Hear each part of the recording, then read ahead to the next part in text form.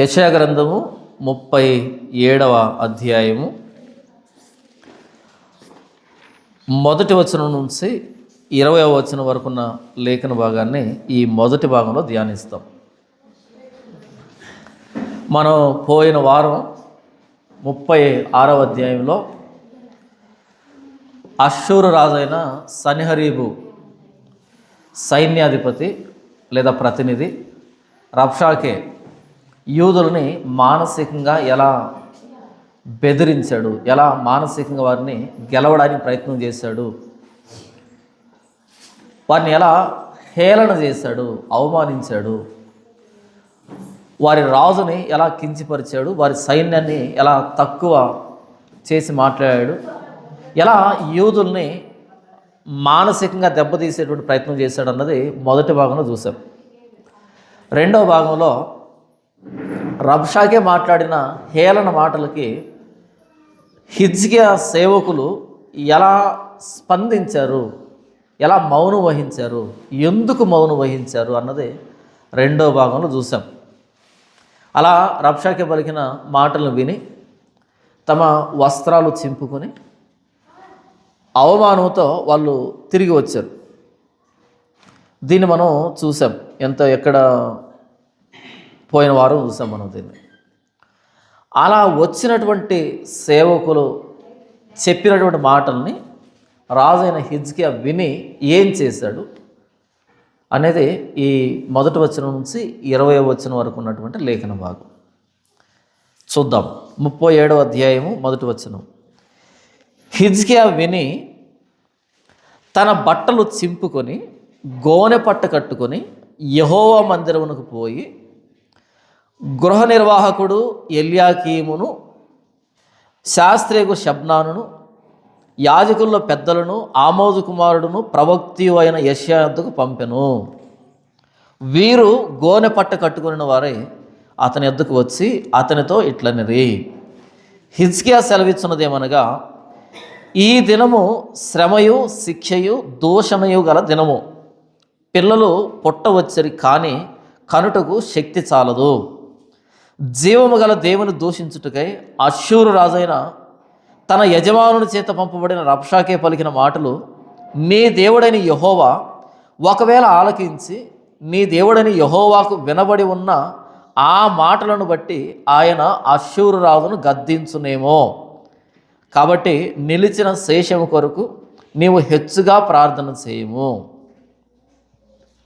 ఎప్పుడైతే రబ్షాకే దగ్గర నుంచి హిజ్కియా సేవకులు వచ్చి ఆ సమాచారాన్ని హిజ్కియాతో చెప్పారు, వెంటనే హిజ్కియా చేసింది ఏంటంటే, హిజ్కియా విని తన బట్టలు చింపుకొని గోనె పట్టు కట్టుకొని యెహోవా మందిరానికి పోయి, మనం 36వ అధ్యాయము 22వ వచనాన్ని చూస్తే అక్కడ ఏం జరిగిందో చూద్దాం. గృహ నిర్వాహకుడును హిల్కియా కుమారుడునైన ఎల్యాకీమును, శాస్త్రియకు షబ్నాయను, రాజ్యపు దస్తావేజుల మీద ఉన్న ఆసాపు కుమారుడుకు యోవాహును బట్టలు చింపుకుని హిజ్కియా యొద్దకు వచ్చి రబ్షాకే పలికిన మాటలన్నీ తెలియజెప్పిరి. వెళ్ళినటువంటి ప్రతినిధులు ఎలా వచ్చారంట? బట్టలు చింపుకొని అనేది ఇప్పుడు మనకి సరిగ్గా అర్థం కాకపోవచ్చు. ఎందుకంటే మనందరికి ఇప్పుడు బట్టలు కొదువ లేదు. బట్టలు అనేది మామూలు విషయం ఈ 2026లో. ఒకవేళ మనకి కొనే స్తోమత లేకపోయినా ఏదైనా ఇంటి దగ్గరికి వెళ్ళి బట్టలు ఇమ్మంటే కొంచెం వాళ్ళకి వదులైనవి లేకపోతే బిగుతుగా ఉన్నవి మనకిస్తారు. లేకపోతే బట్టలు లేకుండా తిరుగుతుంటే ఎవరో ఒకరు వచ్చి బట్టలు దానం చేస్తారు. ఎందుకంటే అంత విరివిగా బట్టలు తయారు చేయబడుతున్నాయి, కొనబడుతూ ఉన్నాయి. ఒక్కొక్కరికి 10 జతలు, 20 జతలు, 30 జతలు అలా బట్టలు కూడా ఉన్నాయి. కానీ ఈ మాట ఎప్పుడు వ్రాయబడింది అంటే క్రీస్తుకు పూర్వం 701లో వ్రాయబడుతున్న మాట ఇది. క్రీస్తుకు పూర్వం. ఇది ఎన్నో సంవత్సరం? 2026. ఇది క్రీస్తు ఈ లోకానికి వచ్చినప్పటి నుంచి 2026, కొన్ని వేల సంవత్సరాలు. అంతకు పూర్వం 701వ సంవత్సరం. అప్పట్లో బట్టలు అంటే చిన్న విషయం కాదు. మా జేజన్ ఆయన చెప్పేవాడు నాకు, వాళ్ళ కాలంలో అంటే ఒక 40, 50 లేదా 60 సంవత్సరాల క్రితం మాట, దూరం ఏం కాదు, ఒక 60 సంవత్సరాల క్రితం మాట ఏంటంటే అప్పట్లో పురుషులకు బట్టలు లేవు, ఒక గోచి కట్టుకునే వాళ్ళు, పైనంతా ఇక బేర్ బాడీ అంటాం కదా, అలా అర్ధనగ్నంగా ఉండేవాళ్ళు పురుషులు. బాగా డబ్బున్నోడు అంటే అప్పట్లో సెయిన్ బట్ట అంటారు, చూసాడా, సెయిన్ బట్ట అంటారు. చచ్చిపోయినప్పుడు శవాల మీద కప్పుతారు, తెల్లగా ఇంత మందం ఉంటుంది, అది మీటర్ 20 రూపాయలు ఎంత ఉంటుంది, చాలా తక్కువ చీప్ అది. దాంతో ఒక బనియను కుట్టుకుంటే వాడు బాగా డబ్బు ఉన్నాడు అప్పట్లో అనేటట్టు. ఇకపోతే అప్పట్లో స్త్రీలు, వాళ్ళకి పైన బ్లౌజులు ఏమీ లేదు, ఒక చీర, అదేం డిజైన్ ఏమీ లేదు, ఏదో ఒక చీర ఎవరో ఇస్తే కట్టుకునేటువంటి చీర. దాన్ని ఎలాగా వాళ్ళు మెయింటైన్ చేసేవాళ్ళంటే ఒకటే 2-3 లేదు, మరలా దానికి ఏం చేసేవాళ్ళంటే ఒక సగం చీరను చుట్టుకొని సగం చీరని ఉతుక్కుండేవాళ్ళంట. ఆ సగం చీరని, ఉతికిన సగం చీరని ఒక చెట్టు కట్టేసి ఇంకో సగాన్ని ఇటువైపు ఉతుక్కునేవాళ్ళంట. అది ఆ రోజు ఉన్నటువంటి పరిస్థితి. ఎవరైనా చిన్న బిడ్డ పుడితే ఇక ఊరు మీదకి వెళ్ళేవాళ్ళంట, ఏదైనా చిన్న బట్ట వండమని. ఎందుకంటే పొత్తిగొడ్డలు కావాలి కదా చిన్న బిడ్డకి పొత్తిగొడ్డలు కావాలంటే ఊరంతా అడుక్కునేవాళ్ళంట, ఊర్లు తిరిగి ఆ పొత్తిగొడ్ల కోసం అడుక్కునేవాళ్ళంట. అది చెప్తాను, నాకు వింతగా అనిపించింది, ఏంటి ఇలాంటి పరిస్థితి అని. ఎందుకంటే తెలియదు మనకు, అది ఆ స్థితి ఎలా ఉంటుందో మనకు తెలియదు. మనం పుట్టేటప్పటికే ఎన్ని జతల బట్టలు ఉన్నాయో. ఈ ఫంక్షన్కి వస్తారు కదా, పురుడు అంటాం కదా, దానికి వచ్చేప్పుడు వచ్చిన ప్రతి ఒక్కరు 4-5 జతల బట్టలు తెచ్చేస్తారు. వాడు 5 సంవత్సరాలు వచ్చేంత వరకు సరిపడా బట్టలు ఉంటాయి ఇంటి నిండా. 200 ఇస్తే మంచి జత వస్తుంది. కానీ ఈ 701 క్రీస్తుకు పూర్వంలో బట్టలు అంటే చిన్న విషయం కాదది. అలాంటి బట్టల్ని ఇలా చింపుకోవడం అంటే చిన్న విషయం కాదది. మీకు బాగా అర్థం కావడానికి, చేతిలో ఐఫోన్ ఉందనుకోండి, చేతిలో యాపిల్ ఐఫోన్ ఉంది కదా, ఏదైనా ఒక మాట వినగానే ఆ ఐఫోన్ నేలకేసి పగలగొట్టేశారనుకో, ఆ మాట ఎంత పెద్ద మాట అయి ఉంటుంది, ఎంత దుర్వార్త అయి ఉంటుంది. లేకపోతే ఇంట్లో టీవీ పగలగొడుతుంటారు కొంతమంది, లేకపోతే గ్లాస్ ఐటమ్స్ పగలగొడుతుంటారు కొంతమంది. ఎందుకు? ఆ విన్నటువంటి మాట అంత కఠినంగా ఉంది, అంత బాధాకరంగా ఉంది, అంత అవమానకరంగా ఉంది. ఇప్పుడు మనం ఐఫోన్ పగలగొట్టినా, టీవీ పగలగొట్టినా పెద్ద విశేషమే లేదు, మళ్ళీ రిపేర్ చేసుకోవచ్చు, దానికి మించింది తెచ్చుకోవచ్చు కదా. కానీ 701 క్రీస్తుకు పూర్వం బట్టలు చింపుకున్నారు అంటే ఆ చింపుకున్న వ్యక్తులు కూడా ప్రధానులు, ప్రతినిధులు, దేశ ప్రతినిధులు. చిన్న విషయం కాదది. తమ అవమానాన్ని బహిర్గతం చేసేటువంటి సంఘటన, తమ బాధని బహిరంగంగా కనబరుచుకునేటువంటి సంఘటన, తమ నిస్సహాయతని కనబరిచేటువంటి సంఘటన. అవతల వ్యక్తిని ఏమీ చేయలేరు కాబట్టి వీళ్ళు శిక్ష విధించుకుంటున్నారు. బట్టలు చింపుకోవడం అంటే చాలా పెద్ద విషయం, బైబిల్లో చాలా పెద్ద విషయం. యేసు ప్రభు ప్రధాన యాజకుడు ఎదుటి నిలవబడినప్పుడు, పరమాత్ముని కుమారుడు అయిన క్రీస్తువు నీవేనా అని అన్నప్పుడు యేసు ప్రభు ఏమంటాడు? అవును నేనే అని అంటాడు. అని అనగానే ఆ ప్రధాన యాజకుడు ఏమంటాడో చూడండి. 61వ వచనం, 14వ అధ్యాయం మార్కు సువార్త నేను చదివి వినిపిస్తాను. మార్కు సువార్త 14:61. అయితే ఆయన ఉత్తరమేమీ చెప్పక ఊరకుండెను. తిరిగి ప్రధాన యాజకుడు, పరమాత్ముని కుమారుడు అయిన క్రీస్తువు నీవేనా అని ఆయన్ని అడుగగా, యేసు అవును నేనే, మీరు మనుష్య కుమారుడు సర్వశక్తిమంతుని కుడిపార్శ్వమును కూర్చుండటయు ఆకాశ మేఘారుడై వచ్చుటయు చూచెదరని చెప్పెను. ప్రధాన యాజకుడు తన వస్త్రములు చింపుకొని, మనకు ఇక సాక్షులతో పని ఏమి, ఈ దేవదూషణ మీరు విన్నారు కారా, మీకేమి తోచుతున్నదని అడుగుగా, వారందరూ మరణమునకు పాత్రుడని ఆయన మీద నేరస్థాపన చేసిరి. ఎప్పుడైతే అవును నేనే అని అన్నాడో వెంటనే ప్రధాన యాజకుడు తన వస్త్రాలు చింపుకున్నాడు. ఇక మనకు సాక్షులతో అవసరమా అని అడుగుతున్నాడు. ఎందుకని? అంతకంటే ముందు వీళ్ళు తీర్పు తీర్చారు, పిలాతు దగ్గర తీసుకుని వెళ్ళారు, మరలా తీసుకొచ్చారు, మరలా హేరోదు దగ్గర తీసుకుని వెళ్ళారు, మొత్తం తిప్పుతున్నారు రాత్రంతా ఆయన్ని. రాత్రంతా తిప్పుతున్నారు. ఎందుకంటే ఏదైనా ఒక తప్పు మాట దొరుకుతాడేమో, ఏదైనా ఒక సాక్ష్యం దొరుకుతుందేమో. ఎక్కడ సాక్ష్యం దొరకలే, చంపడానికి సాక్ష్యం దొరకలే. పిలాతుకి కనిపించలే, ఏ దోషం కనిపించలే. ఈ వ్యక్తి నిర్దోషి. ఎప్పుడైతే ఆయన అవును నేనే అని అన్నాడో, ఇక మనకు సాక్షులతో పని ఏమి, తన వస్త్రాలు చింపేసుకున్నాడు. అంటే బహిరంగంగా తన బాధని, తన అవమానాన్ని వెలుగుచ్చాడు. దేవదూషణ. పాత నిబంధనలో కానీ కొత్త నిబంధనలో కానీ బైబిల్లో ఎవరైనా బట్టలు చింపుకున్నారు అంటే పెద్ద విషయం, అది చాలా పెద్ద విషయం. అది మామూలు వ్యక్తి బట్టలు చింపుకున్నా అంటే అర్థం ఉంది, కానీ దేశ ప్రధానులు బట్టలు చింపుకొని వచ్చారు. ఎందుకంటే నిస్సహాయత, ఏం తిరిగి చెప్పలేరు. వీళ్ళు ఏదైనా కోపపడితే దేశం అంతా నాశనం అయిపోతుంది. వాళ్ళు వచ్చి చెప్పగానే 37వ మొదటి వచనంలో హిజ్కియా కూడా మాటలు విని తన బట్టలు చింపుకొని, హిజ్కియా కూడా బట్టలు ఇలా చింపేసుకున్నాడు. రాజే బట్టలు చింపుకుంటే పరిస్థితి ఎలాగ ఉంటుంది? తన బట్టలు చింపుకొని గోనె పట్ట కట్టుకొని యెహోవా మందిరమునకు పోయి, గోనె పట్ట కట్టుకొని బట్టలు చింపేసుకున్నాడు. ఏం కట్టుకున్నాడంట? గోనె పట్ట. గోనె పట్ట అంటే గోతం సంచులు అంటాం మనం, గోతాలు. ఆ గోతం సంచులే గోనె పట్టలు అంటారు. ఈ గోనె సంచులు మనం ఎక్కడ వాడతామంటే కాళ్ళ కింద కాళ్ళు తుడుచుకునే దానికి డోర్ మ్యాట్స్ అంటాం కదా, అక్కడ వాడతాం. ఇప్పుడంటే కొంచెం అప్డేట్ అయ్యి వెరైటీ తెచ్చుకుంటున్నాంలే. అంతకుముందు ఈ పట్టలు వాడేవాళ్ళు. గోనె సంచులు అంటే చాలా అసౌకర్యంగా ఉంటుంది. గోనె సంచులు అంటే వాళ్ళంతా దురద పెడుతుంటుంది. అలా ఆ గోనె సంచును తీసుకొని తల దగ్గర ఒక రంధ్రం చేసి ఇలా తొడిగేసుకున్నాడు.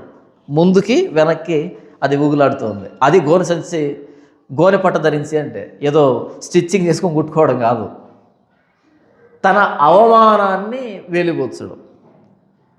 అందంగా ఉంటాడా రాజు అలా వేసుకుంటే?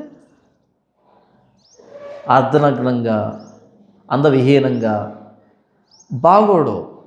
తనకి కూడా అసౌకర్యంగా ఉంటుంది. అలా బట్టలు చింపేసుకున్నాడు, గోనె పట్ట ధరించాడు. ఎక్కడికి వెళ్ళాడంట? యెహోవా మందిరానికి వెళ్ళి, అంటే బుద్ధి వచ్చింది అని అర్థం. 30వ అధ్యాయం నుంచి మనం ఏం చదువుకుంటున్నాం? ఐగుప్తుకు వెళ్ళారు. ఐగుప్తుకు వెళ్ళి వాళ్ళ సహాయాన్ని అడిగి, వీళ్ళ సహాయాన్ని అడిగి, ఇదే కదా మనం చూస్తున్నాం. 36 కూడా అదే కదా చూస్తాం. నీ గనక 2000 గుర్రాల మీద రౌతులు లెక్కించే సామర్థ్యం ఉంటే చెప్పు, నేనే 2000 గుర్రాలను ఇస్తాను, ఎందుకు ఐగుప్తుకు వెళ్తావు? ఐగుప్తు అనేది నైల్ నదిలో ఉండేటువంటి కర్ర లాంటిది. ఏ కర్ర లాంటిది? రెల్లు, నలిగిన రెల్లు వంటిది. అది గుచ్చుకొని పోతుంది. నేనే ఇస్తా గుర్రాలని అని అంటాడు. ముందు ఐగుప్తుకు పరిగెత్తాడు. ఒంటెల మూపుల మీద, గాడిదల వీపుల మీద విస్తారమైన ధనాన్ని వేసుకొని ఐగుప్తు పంపించాడు రహస్యంగా, సీక్రెట్గా, ఎవరికి తెలియకుండా, ప్రవక్త అయిన యెషయాకు తెలియకుండా లోపల దాచిపెట్టుకుంటూ పంపించాడు అక్కడికి. అయితే ఇప్పుడు వెనక్కి వస్తున్నాడు. ఎలా వస్తున్నాడు వెనక్కి? గోనె పట్ట ధరించి యెహోవా మందిరానికి వస్తున్నాడు. కరెక్ట్ ప్లేస్కి వచ్చాడు.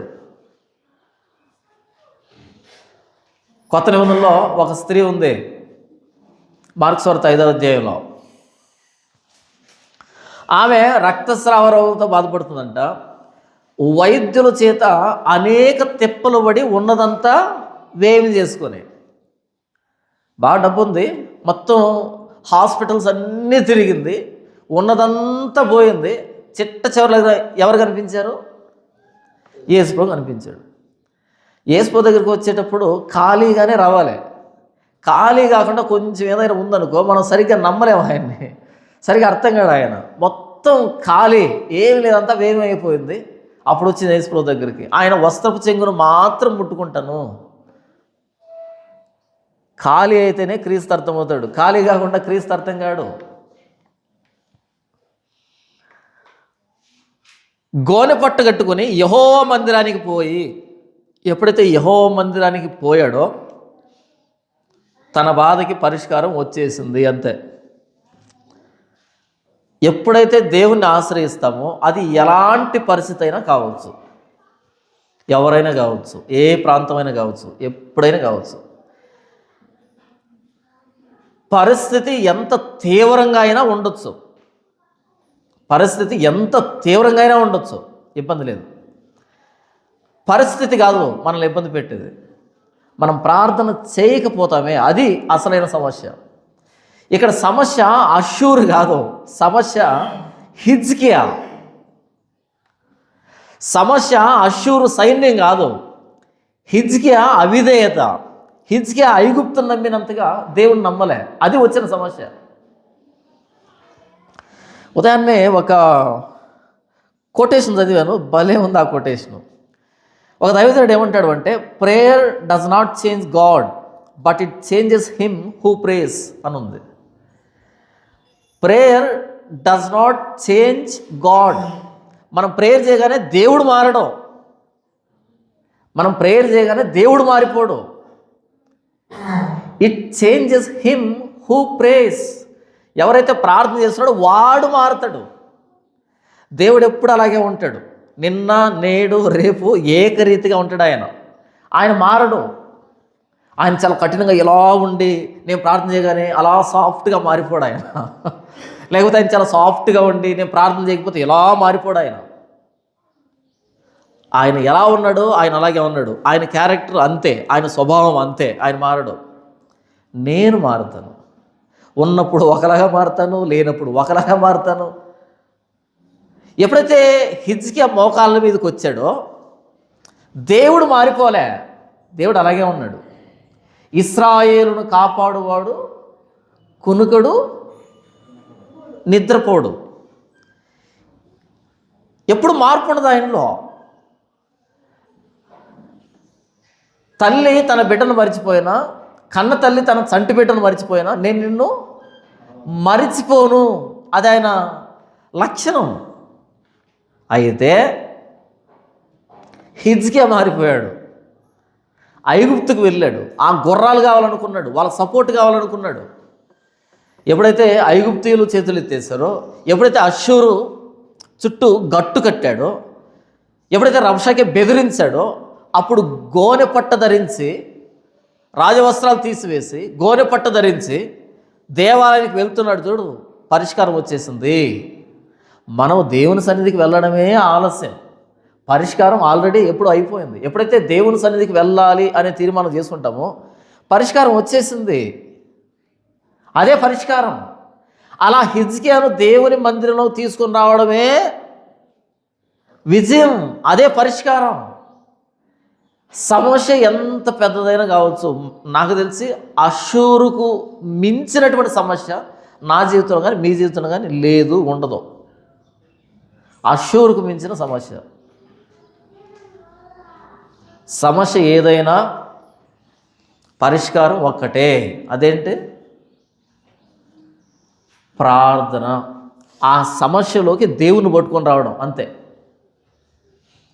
ఆ సమస్యలోకి దేవుని పట్టుకొని వస్తే పరిష్కారం అదే. గలిలీ సముద్రం మీద వెళ్తున్నారు ధోనిలో, ఒక్కసారి తుఫాన్ చెలరేగింది. తుఫాన్ చెలరేగగానే ఓడ కిందికి మీదకి అయిపోతుంది, నీళ్ళు వచ్చేస్తున్నాయి, ఉక్కిరి బిక్కిరి అయిపోతున్నారు. పరిష్కారం ఎక్కడుంది?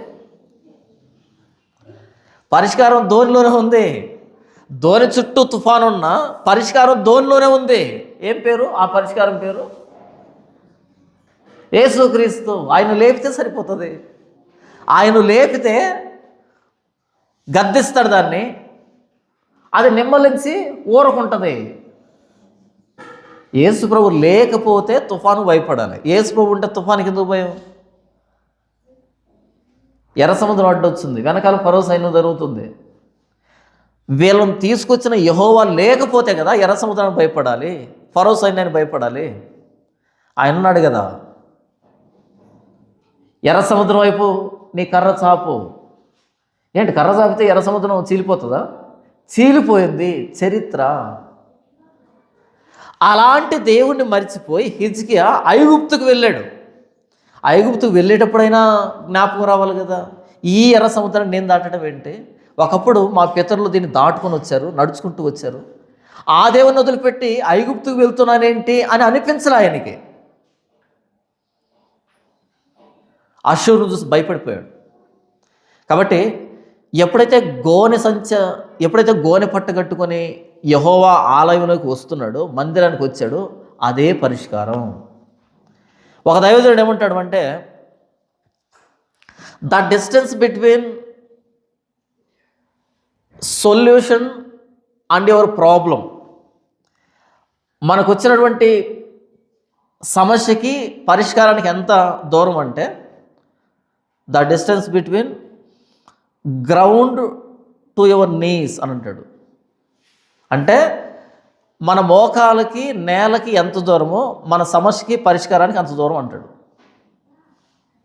మన మోకాళ్ళకి నేలకి ఎంత దూరమో సమస్యకి పరిష్కారానికి అంతే దూరం.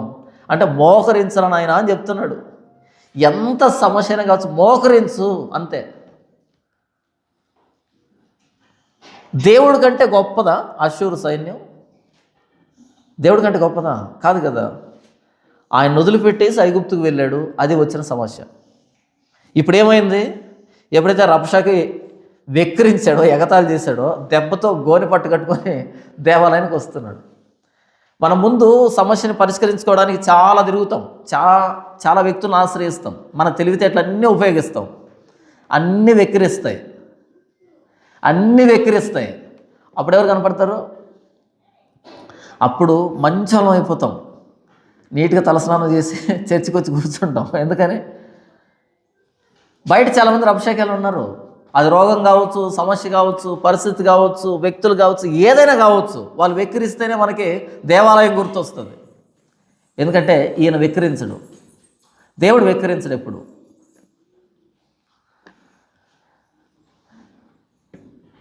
లూకాసు వార్త 16వ అధ్యాయంలో మనం చూస్తాం కదా.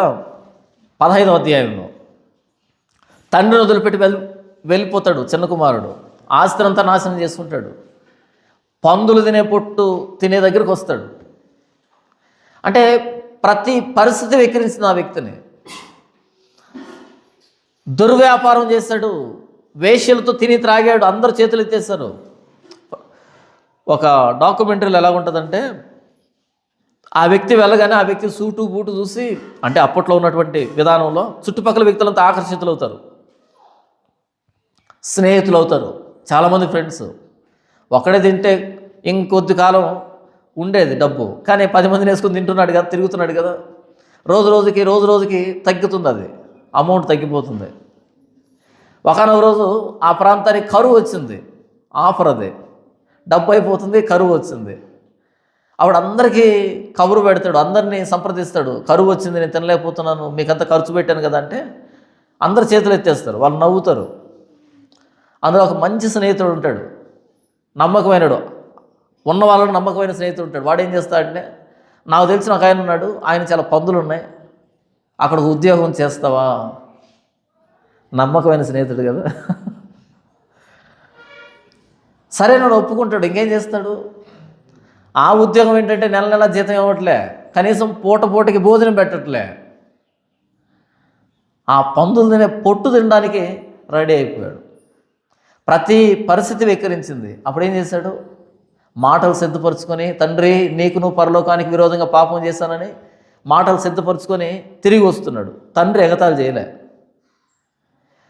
మన పరిస్థితి ఏదైనా, మనం తీసుకున్న తీర్మానం ఏదైనా మరలా ఆయన సన్నిధికి వస్తే ఆయన ఎగతాళి చేయడు, స్వీకరిస్తాడు. కానీ చాలామంది ఈ ఛాన్స్ని మిస్ అవుతారు. ప్రార్థన ఎప్పుడు చేస్తాం మనం? కొంతమంది ఏమంటారు, లేదన్నా నా పరిస్థితిని దేవుడు క్షమించడన్నా. క్షమించకపోతే ఆయన దేవుడు ఎందుకు అవుతాడు? క్షమిస్తాడు. అన్నా నా ప్రార్థనని దేవుడు కూడా వినడన్నా. ఎందుకు వినడు అంటే, నీ స్థాయిలో ఊహించావు ఆయన్ని, అంతేనా? నా సమస్యని, నా ప్రార్థనని దేవుడు కూడా అర్థం చేసుకోలేడు, దేవుడు కూడా వినడు, దేవుడు కూడా సమాధానం ఇవ్వడు, దేవుడు కూడా రక్షించడు, ఏ ముఖం పెట్టుకొని ప్రార్థన చేయాలి అని అంటున్నావంటే నీ లెవెల్కి ఆలోచించావు ఆయన, అంతే. నీకు మించి ఆలోచించలేకపోయావు, అంతే. యేసుప్రభు అంటాడు పేతురుతో, ప్రభు ఎన్నిసార్లు క్షమించాలంటే 7 సార్లా అని అంటాడు. 7 కాదు 77 అంటాడు. మరి 78 తిరగబడొచ్చా? కాదు నాయన, అలవాటు అయిపోతుంది. మనకే 77 చెప్తే మరి ఆయన మనకు చెప్పిన నంబర్ 77, మరి ఆయనకి నంబర్ 77 ఉంటుందా? నాకు తెలిసి 77 పక్కన ఇంకా 77 ఏళ్ళు పెట్టాలేమో. 77 పక్కన ఇంకా 77 ఏళ్ళు పెడితే సరిపోతుందేమో.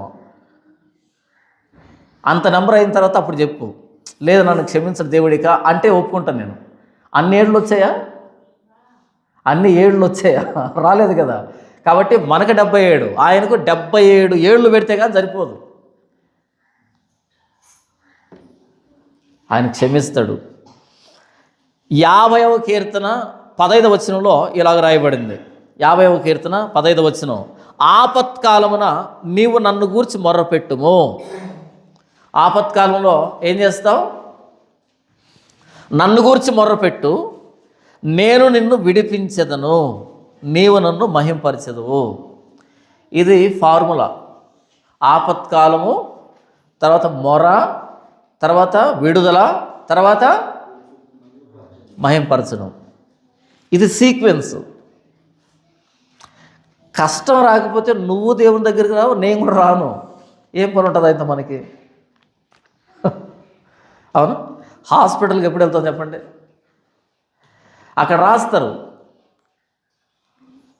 హాస్పిటల్ లోపల ఏమని రాస్తారంటే ప్రతి 6 నెలలకు ఒకసారి వచ్చి మీ పళ్ళు చెక్ చేయించుకోండి అని ఉంటుంది అక్కడ. ఎవరి 6 మంత్స్కి ఒకసారి వెళ్ళి డెంటిస్ట్ని కలవాలంట. మీరు ఎప్పుడైనా వెళ్తారా డెంటిస్ట్ దగ్గరికి? పండు పుచ్చిపోయి అది విపరీతంగా నొప్పి వచ్చి అప్పటికైనా వెళ్తారా? వెళ్ళరు. నాటు వైద్యాలు ప్రారంభిస్తారు. లవంగం పెడతారు, వెల్లుల్లిపాయ పెడతారు, ఎవరిని అడిగి హాన్స్ పెడతారు, ఏంటేటో పెడతారు.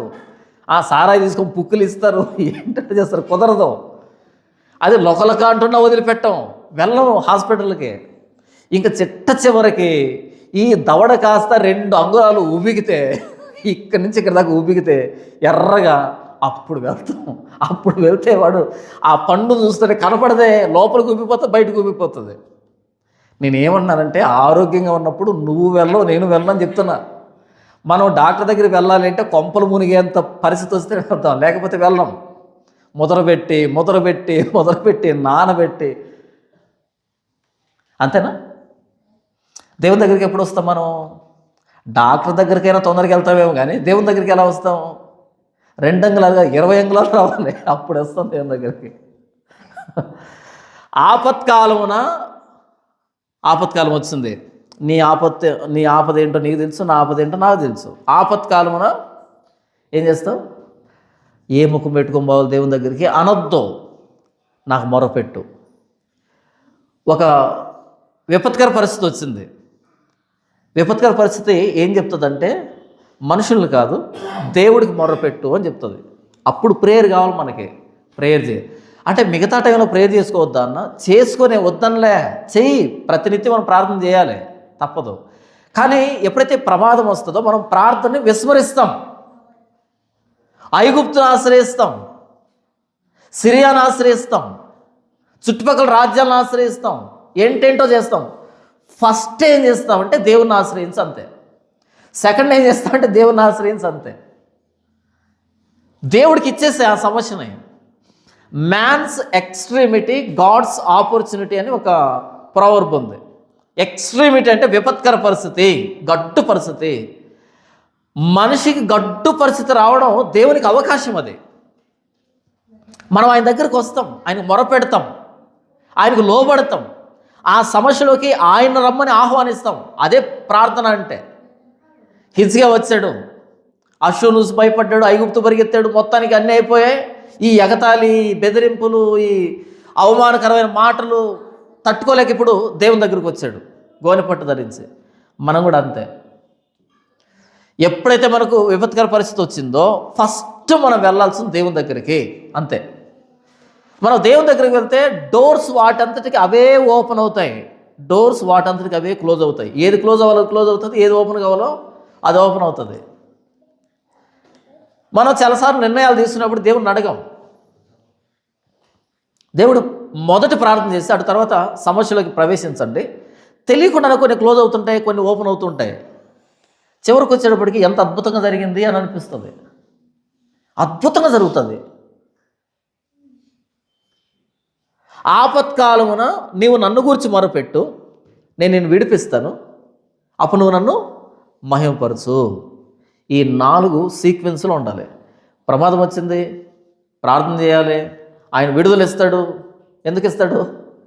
మనం మంచోళ్ళమని కాదు, ఆయన మంచోడు కాబట్టి. ఎందుకు పరిష్కారం వస్తుంది? నేను చాలా భక్తిపరుడిని కాబట్టి కాదు, ఆయన నమ్మదగినవాడు కాబట్టి, తన్ను ఆశ్రయించు వారి ఎడల జాలి చూపించే దేవుడు కాబట్టి. మనం ఏం చేయాలి? తర్వాత స్తుతించాలి, మహింపరచాలి. ప్రభువా, నేను మొరపెట్టగానే నువ్వు నాకు సహాయం చేశావు, నీ నమ్మకత్వాన్ని బట్టి నీ కృతజ్ఞతలు. ఆయన మహింపరచాలి. ఇది సీక్వెన్స్. కానీ చాలామంది ఇది మిస్ అయిపోతారు. మనమే కాదులే, హిజ్కియా కూడా మిస్ అయ్యాడు. చాలా దూరం ప్రయాణం చేసి మొత్తానికి తిరిగి వచ్చాడు అనుకోండి. ఇలాంటి పాఠాలు మనం వింటున్నప్పుడు చరిత్రలో నుంచి మనకు ఇది అలవాటు కావాలి. హిజ్కియా చేసిన పొరపాటు చేయొద్దు. నష్టపోకముందే దేవుని పాదాల దగ్గరికి రావడం మంచిది. చూద్దాం. హిజ్కియా విని తన బట్టలు చింపుకొని గోనె పట్టు కట్టుకొని యెహోవా మందిరమునకు పోయి గృహ నిర్వాహకుడకు ఎల్యాకీమును, శాస్త్రియకు షబ్నాను, యాజకులలో పెద్దలను, ఆమోజు కుమారుడును ప్రవక్తియు అయిన యెషయా యొద్దకు పంపెను. ఏం చేశాడంట? ముందు మాట్లాడమని రబ్షా దగ్గర పంపించాడు, వర్కౌట్ కాలే. అంతకుముందు వీళ్ళని ఎక్కడ పంపించాడు? ఐగుప్తు పంపించాడు, వర్కౌట్ కాలే. ఇప్పుడు వర్కౌట్ అవుతుంది. ఎవరి దగ్గర పంపిస్తున్నాడు? ఆమోజు కుమారుడైన ప్రవక్త అయిన యెషయా, ఆయన దగ్గర పంపించాడు. ముందు ఆయన తెలియకుండా అన్ని చోట్ల పంపించాడు, ఏది వర్కౌట్ కాలే. ఇప్పుడు ఈయన దగ్గరికి పంపిస్తున్నాడు వీళ్ళందరినీ. వెళ్ళండి, యెషయా దగ్గరికి వెళ్ళండి, సమాచారాన్ని చెప్పండి. యెషయా ఏం చెప్తాడో తీసుకునండి. ఎందుకు యెషయా దగ్గరికి పోవాలి? యెషయా ఎవరంటే మౌత్ పీస్ టు గాడ్ అంటారు ఆయన్ని, మౌత్ పీస్ ఆఫ్ గాడ్ అంటారు ఆయన. దేవునికి మైక్ లాంటోడు. దేవుడు ఏం మాట్లాడతాడో యెషయా నోట్లోంచి వినపడుతుంది. పరలోకమందున్న దేవుడు ఈ సమస్య విషయమై ఏం మాట్లాడుతున్నాడో ఎక్కడ వినపడుతుంది, ఎక్కడ చెవి పెట్టినా వినపడదు. ఎక్కడి నుంచి బయటకు వస్తుంది? అది యెషయా నోట్లో నుంచి బయటకు వస్తుంది. ప్రవక్తులు దేవుని మౌత్ పీస్ లాంటోళ్ళు, మైక్ లాంటోళ్ళు.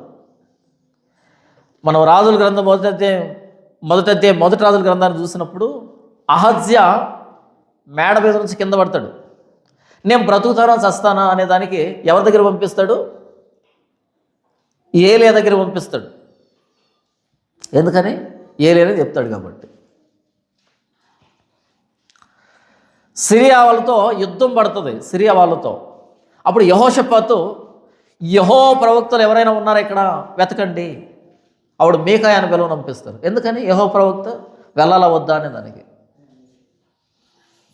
దేవుడు ప్రవక్తల ద్వారా మాట్లాడతాడు.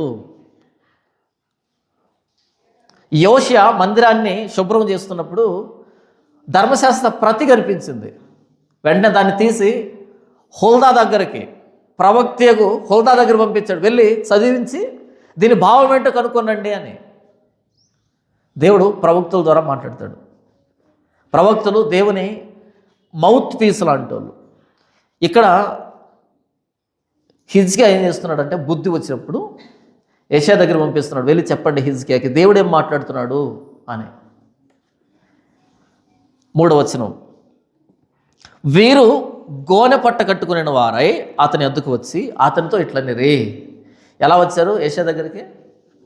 గోనె పట్టు కట్టుకొని వచ్చారు. ఇది కరెక్ట్ విధానం. దేవుని దగ్గరికి వచ్చేప్పుడు ఎలా రావాలి? తగ్గింపు. ఎలా రావాలి? తగ్గింపుతో రావాలి. దీన్నే జ్ఞాని అయిన సొలొమోను ఏమని మాట్లాడతాడంటే, ప్రసంగి గ్రంథము 5వ అధ్యాయంలో ఏమని చెప్తున్నాడో చూద్దాం. ప్రసంగి 5లో నీవు దేవుని మందిరమునకు పోవునప్పుడు, మొదటి వచనం ప్రసంగి 5:1, నీవు దేవుని మందిరమునకు పోవునప్పుడు నీ ప్రవర్తన జాగ్రత్తగా చూసుకొనుము. బుద్ధిహీనులు అర్పించినట్లుగా బలి అర్పించుట కంటే సమీపించి ఆలకించుట శ్రేష్టము. వారు తెలియకే దుర్మార్గ పనులు చేయుదురు. నీవు దేవుని సన్నిధిని అనాలోచనగా పలుకుటకు నీ హృదయమును త్వరపడనీయక నీ నోటిని కాచుకొమ్ము. దేవుడు ఆకాశం ముందున్నాడు, నీవు భూమి మీద ఉన్నావు, కావున నీ మాటలు కొద్దిగా ఉండాలి. దేవుని సన్నిధికి వెళ్ళేటప్పుడు నోటికొచ్చినలా వాగకూడదు, నోటికొచ్చినలా మాట్లాడకూడదు. ప్రిపేర్డ్గా ఉండాలి. ఏం మాట్లాడాలి, ఎంతవరకు మాట్లాడాలి, ప్రిపేర్డ్గా ఉండాలి, సిద్ధపడి ఉండాలి, జాగ్రత్తగా ఉండాలి. ఎందుకని? ఆయన దేవుడు కాబట్టి. మన్నాటి మనిషి కదా ఆయన. ఒక ఐఏఎస్ ఆఫీసర్తో మాట్లాడాలి అంటే నోటుకొచ్చిందలా మాట్లాడితే కుదరదు. అంతసేపు వెండి ఆయన, అంత టైం ఉండదు ఆయనకి. ఇష్టం వచ్చే పదాలు వాడకూడదు అక్కడ. ఎప్పుడైనా ఐఏఎస్ ఆఫీసర్ దగ్గరికి వెళ్ళి నువ్వు అన్నాడు ఒకసారి, ఆయనతో సంబోధించేటప్పుడు నువ్వు అన్నాడు ఒకసారి. నువ్వు అంటే ఒప్పుకుంటాడా? మీరు. ఎందుకు మీరు నువ్వు అనకూడదా? ఏకవచనంతో సంబోధించకూడదు. మనం చెప్పేదంతా విండు ఆయన, అంత టైం ఉండదు ఆయనకి. మరి దేవుని దగ్గర దేవుని వాక్యాన్ని వివరించేటప్పుడు, వ్యాఖ్యానించేటప్పుడు నోటుకొచ్చిందలా మాట్లాడచ్చా? దేవుని సన్నిధిలో మనం మాట్లాడేటప్పుడు, ప్రార్థన చేసేటప్పుడు అనాలోచనగా ఉండకూడదు, జాగ్రత్తగా ఉండాలి అని రాయబడింది బైబిల్లో. ఈరోజు ప్రసంగాలు కానీ ప్రార్థనలు కానీ నోటికొచ్చిన ప్రార్థన, నోటికొచ్చిన ప్రసంగం తప్పు. దేవుని సన్నిధికి ఎలా వెళ్ళాలంటే గోనె పట్ట ధరించి. ప్రవక్త దగ్గరికి ఎలా వెళ్ళాలి? గోనె పట్ట ధరించి. ఎందుకని? ఆయన దేవుని మౌత్ పీస్, ఆయన దేవుని మైక్ లాంటాడు ఆయన. ఒక పాస్ దగ్గరికి బయట వ్యక్తి వచ్చేప్పుడు ఎలా రావాలి? తగ్గించుకొని రావాలి, వినయంగా రావాలి. దేవుని పక్షాన సేవ చేస్తుంటాడే, దేవుని మాటలు చెప్తుంటాడే, వాడికి అతిశయం ఉంటుంది, అతిశయం ఉంటుంది, ఆ హుందాతనం ఉంటుంది. ఎదురుగా ఉన్న వ్యక్తి ఎవడైనా సరే ఆ హుందాతనం ఉంటుంది. చాలామంది ఏమనుకుంటారంటే గర్వం అంటారు. అది గర్వం కాదు, అది అతిశయం. అది గర్వం అంటే యారగెన్సీ అంటారు, అతిశయం అంటే బోస్టింగ్ అంటారు. బోస్టింగ్ అంటే దేన్ని బట్టి వస్తుంది? మనం కలిగి ఉన్న దాన్ని బట్టి వస్తుంది. రాజైన దావీదు దగ్గరికి ప్రవక్త అయిన నాతాను వచ్చాడు. మహారాజశ్రీ గౌరవనీయులైన దావీదు గారికి నీ సేవకుడైన నాతాను వినయంతో విధేయతతో నమస్కరించి వ్రాసుకొనుచున్నదేమనగా అని చెప్పాడా? ముఖం మీద చేయబెట్టి ఆ పాపం చేసిన మనిషివి నువ్వే. అవునా? ఏలియా ఉన్నాడు, బైబిల్ ఏలియా ఉంటాడు. చాలా వినయంగా, పద్ధతిగా, గౌరవంగా నీ కాల్ముక్త వాంఛన్ అనేటట్టు ఉంటాడా?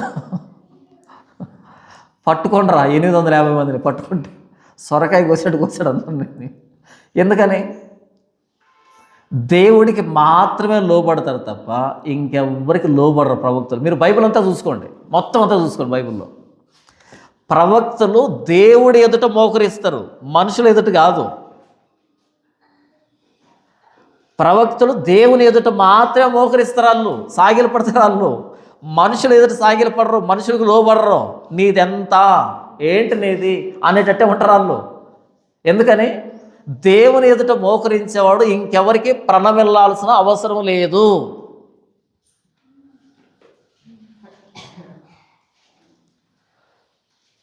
మనిషికి ఒక వ్యక్తి లోబడుతున్నాడు అంటే ఆడు దేవుని దగ్గర లోబడటం లేదు అర్థం.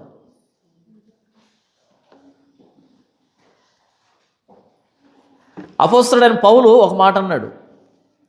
అపోస్తలుల కార్యములు 20వ అధ్యాయంలో ఆయన మాట్లాడిన మాట, ఆ మాటల్లో ఉన్న అతిశయం ఎంత అద్భుతంగా ఉంటుందంటే చూడండి. 20వ అధ్యాయం 33వ వచనం, ఎవని వెండినైనను బంగారమునైనను వస్త్రములైనను నేను ఆశింపలేదు. ఆయన దేనికోసం పరిచయం చేశాడంట? వెండి బంగారాన్ని వస్త్రాలు నేను ఆశింపలేదు. ఏదైనా మనం ఆశించామనుకో మాట్లాడే విధానం మారిపోతుంది. ఏమి ఆశించలేదనుకో మాట్లాడే విధానం మారిపోతుంది. అవునంటారు కాదంటారు? మనం ఏదైనా ఆశించామనుకో ఆ వ్యక్తితో మాట్లాడేటప్పుడు సాంబ్రాణి వేసుకొని మాట్లాడాలి. మీరు గొప్పోళ్ళు, మీరు గొప్పోళ్ళు, మీరు గొప్పోళ్ళు కదా. ఈ పకీర్లు ఉంటారే, ఈ నిప్పుల మీద సాంబ్రాణి వేసి నెమలికలతో ఇలా అంటూ ఉంటారు, గుప్పు గుప్పు అని వస్తుంటుంది కదా. ఒకవేళ మనం వ్యక్తుల దగ్గర నుంచి ఏదైనా ఆశిస్తే మనం కూడా ఫకీర్లాగా మారిపోయి నిప్పుల మీద సాంబ్రాణి వేసుకొని మీకేంటండి, మీరు గొప్పోళ్ళండి, మీరు అదండి, మీరు ఇదండి, గుప్పు గుప్పు అంటూ ఉండాలి. వాళ్ళు 10 రూపాయలు వేయాలి కదా ఆ పల్లెంలో, కాబట్టి గుప్పు గుప్పు అని. నువ్వేమో ఆశించొద్దు, ఆటోమేటిక్గా అతిశయం వస్తుంది. ఉదాహరణకి ఒక 100 కోట్లు డబ్బు ఉండేటువంటి ధనవంతుడు ఉన్నాడు నా ఎదురుగా. నేనే తగ్గించుకొని మాట్లాడను, నేనే తగ్గించి మాట్లాడను. నేను ఎలా మాట్లాడతాను అలాగే మాట్లాడతాను. వాళ్ళు ఏమనుకుంటారు తెలుసా, వీడి గర్వం ఎక్కువ. నా మీద ఉన్న కామెంట్ ఏంటంటే క్రైస్తవ సమాజంలో గర్విష్టి అని. నాకు నిజంగా గర్వపడ్డానికి ఏమీ లేదు. క్రీస్తుని బట్టి అతిశయం అంతే, బైబుల్ బట్టి అతిశయం అంతే. నాకేం వద్దు, నీ దగ్గర 100 కోట్లు ఉంటే నాకెందుకు, 1000 కోట్లు ఉంటే నాకెందుకు, 1,00,000 రూపాయలు ఉంటే నాకెందుకు, 10 రూపాయలు ఉంటే నాకెందుకు. నీకు తెలియదు, నాకు తెలుసు. సైలెంట్గా ఉంటే చెప్తా అంతే మనకు కావాల్సింది. నీకు తెలియదు, నాకు తెలుసు. చాలామంది ఎక్కడ బాధపడతారంటే, ఎవ్వరికి తెలియదా, నీకే తెలుసా. నేను అదే కదా చెప్తుండేది. నేను మాట మార్చానా? అన్నిసార్లు అడిగితే మాట ఏమైనా మారుతుందా? ఇంకొంచెం గట్టిగా మాట్లాడతాను. తెలుసు అన్నప్పుడు తెలుసు అని చెప్తాను, తెలియకపోతే తెలియదు అని చెప్తాను. తెలిసిన దాన్ని తెలియదని ఎలా చెప్తాను నేను? అలా కాదనమాట. తగ్గింపు అంటే ఏంటి? నాకేం తెలుసండి, నాకంటే ఆయనకు తెలుసండి, ఈయనకు తెలుసండి అంటే అప్పుడు జానపాలకు తగ్గింపు ఉంది అని అర్థం. సారీ, నాకు అలాంటి తగ్గింపు లేదు, అలానే తగ్గించుకోలేను. నిజంగా ఇంకో వ్యక్తి తెలిస్తే కనుక ఆ వ్యక్తి దగ్గర కూర్చొని నేర్చుకుంటాను నేను. తెలియకపోతే నేను చెప్తాను విను అంతే. నీ వ్యాలిడేషన్ కోసం తగ్గింపులు నా దగ్గర ఏమి ఉండవు. నువ్వు మంచి అంటే ఏంటి, చెడ్డ అంటే ఏంటి. ప్రవక్త అయిన యెషయా దగ్గరికి హిజ్కియా సేవకులు ఎలా వచ్చారంటే గోనె పట్ట కట్టుకొని వచ్చారు. వచ్చిన వాళ్ళు ఏమి చిన్నోళ్ళు కాదు, దేశ ప్రధానులు, దేశ ప్రతినిధులు, రాజ ప్రతినిధులు. కానీ ప్రవక్త అయిన యెషయాకున్న ఆస్తి అంతా ఏమీ లేదు ఆయన దగ్గర. కానీ ఆయన దేవుని ప్రతినిధి, వీళ్ళు హిజ్కియా ప్రతినిధులు, ఈయన దేవుని ప్రతినిధి.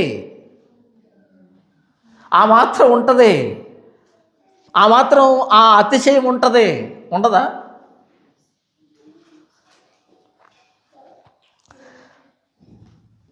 ఈ దేశాధినేతలు ఉంటారు కదా, ఈ దేశాధినేతల్లో నాకు ఇష్టమైనటువంటి వ్యక్తి ఎవరంటే బరాక్ ఒబామా. ఆ వ్యక్తి స్పీచ్ భలే ఉంటుంది. ఆ వ్యక్తి కెమెరా ముందుకు వచ్చి మైక్ దగ్గర మాట్లాడుతుంటే ఆ హుందాతనం, ఆ దర్పం భలే ఉంటుంది. ఎంత హుందాగా మాట్లాడతాడని మిగతా వాళ్ళు మాట్లాడలేరు. అలా బరాక్ ఒబామా మాట్లాడినట్టు. అలా చూస్తూ ఒకరోజు ఒక ఆలోచన వచ్చింది, ఈ వ్యక్తికి ఇంత అతిశయం ఎక్కడిది, ఎందుకు వచ్చింది?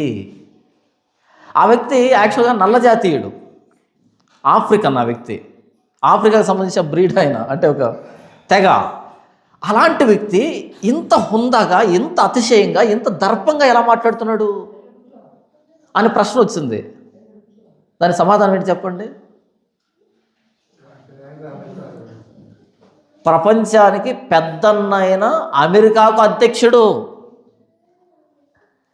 ఆయన. 6 అడుగులు ఎత్తు, 80 కేజీలు బరువు మనిషి కాదు. మొత్తం ప్రపంచానికి పెద్దన్న, అమెరికా ప్రతినిధి. ఆ మాట్లాడేటప్పుడు ఆ హుందాతనం బయటకు వస్తుంది. అదేంటంటే ఒబామా అలా మాట్లాడతాడు, తగ్గింపు లేదు అంటే?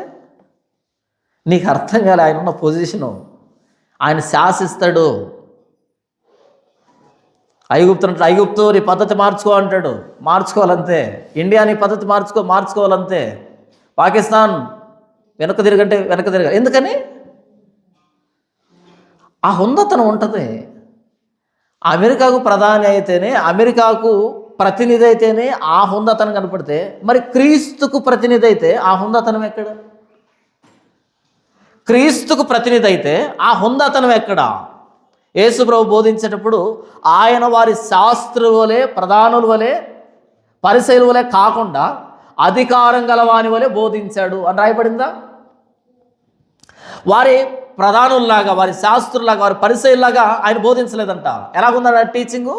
అధికారం కలిగిన వారి వలె ఉంది. అధికారం కలిగిన వాడంటే ఇంకొకరిని కోట్ చేయడు. పరిసయ్యులు మాట్లాడేటప్పుడు మాటికి ఆయన్నో ఈయన్నో కోట్ చేసేవాళ్ళు అనమాట. ఎందుకని? మనుషుల మెప్పు కోసం. ఆయన అందరూ తెలుసు కదా, ఆయన గురించి మాట్లాడితే వీళ్ళంతా మన మాట వింటారని. యేసు ప్రభు అలా కోట్ చేయడు. నాకంటే ముందు వచ్చిన వాళ్ళు దొంగలు, దోచుకుని వారై ఉన్నారు. ఏమన్నాడు ఆయన? నాకంటే ముందు వచ్చిన వాళ్ళు దొంగలు, దోచుకుని వారు. కానీ ఆ దొంగల్ని, దోచుకునే వాళ్ళని పరిసయ్యులు ఏం మాట్లాడుతున్నారు? ఫలానా ఆయన ఏం చేశాడంటే, ఫలానా ఆయన ఏం చెప్పాడంటే మాట్లాడుతున్నారు వాళ్ళు. క్రీస్తులా మాట్లాడు. వ్యభిచారం చేయవద్దని చెప్పబడిన మాట మీరు విన్నారు కదా, నేను మీతో చెప్పున్నదేమనగా. నరహత్య చేయవద్దని మీరు చెప్పబడిన మాట మీరు విన్నారు కదా, నేను మీతో చెప్పున్నదేమనగా. నేనంటాడేంటి? అధికారంతో కూడుకున్న బోధది. అపోస్తలుడైన పౌలు ప్రసంగం చేస్తే భయపడిపోయాడు రాజు. చాలు, ఇంత మట్టుకు చాలు, వణికిపోయాడు. ఈరోజు ప్రసంగాలు చేస్తున్నారు, అన్నీ అడుక్కు తినే ప్రసంగాలు. అధికారం లేదు, ధైర్యం లేదు, అతిశయం లేదు. హిజ్కియా ప్రతినిధులు గోనె పట్టు కట్టుకొని రావాలి, దేవుని ప్రతినిధి ఆజ్ఞాపించాలి, చెప్పాలి. ఎందుకు నేను ఇది మాట్లాడుతున్నానంటే,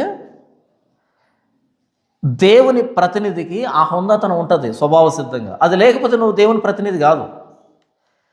ఆదికాండం నుంచి ప్రకటన గ్రంథం దాకా దైవజనులు చూసుకో, అందరూ హుందాగా వ్యవహరించారు. నా దగ్గర వెండి బంగారం లేవు, కానీ నజరేయుడైన యేసు నామములో లే అని ఆజ్ఞాపించినప్పుడు పేతురు కంఠంలో ఉన్న గర్వం, ఆ అతిశయం మనకెందుకు లేదు? ప్రవక్త నేషియా డబ్బును బట్టి కాదు, ఆయన స్థితిని బట్టి కాదు, ఆయన సేవిస్తున్న దేవుణ్ణి బట్టి. అషూర్ భయపెడుతుంది, ఐగుప్తు వెక్కిరిస్తుంది, రబ్షాకే హేళన చేస్తున్నాడు. ఇప్పుడు వీళ్ళకి దేవుని దగ్గర సమాధానం కావాలి. ఆ దేవుని గొంతే ప్రవక్త నేషియా. ఆ దేవుని గొంతు ప్రవక్త నేషియా. ఎలా వస్తుంది మాట? గంభీరంగానే ఉంటుంది, హుందాతనంగానే ఉంటుంది. ఎందుకు ఎంత చెప్తున్నానంటే, ఈరోజు పాస్టర్లు అడుక్కు తినేదానికి అలవాటు పడ్డారు. ఆ హుందాతనం లేదు, ఆ సెల్ఫ్ రెస్పెక్ట్ లేదు.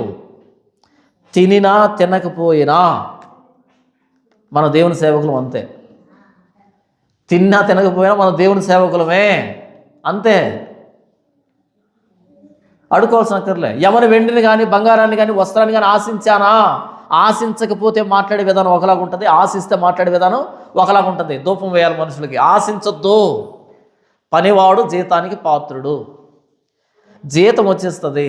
ఎందుకని? మనం పని చేస్తే డబ్బు ఇచ్చేది ఆయన. మనుషులతో ఏం పని ఉంటుంది?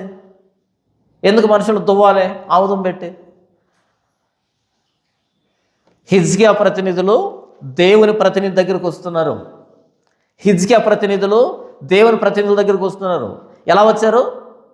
గోనె పట్టగట్టుకొని. ఎందుకని చెప్పాను అంటే, ఈరోజు రాజకీయ నాయకులను చూస్తే పూనకాలు వచ్చేస్తాయి పాస్టర్లకి. వంగి వంగి నమస్కారాలు పెడుతూ ఉంటారు. ఎందుకు? ఎందుకంటే వాళ్ళ దగ్గర ఎక్కువ మొత్తంలో పచ్చనోట్లు ఉన్నాయన. ఉంటే మనకెందుకు అవి?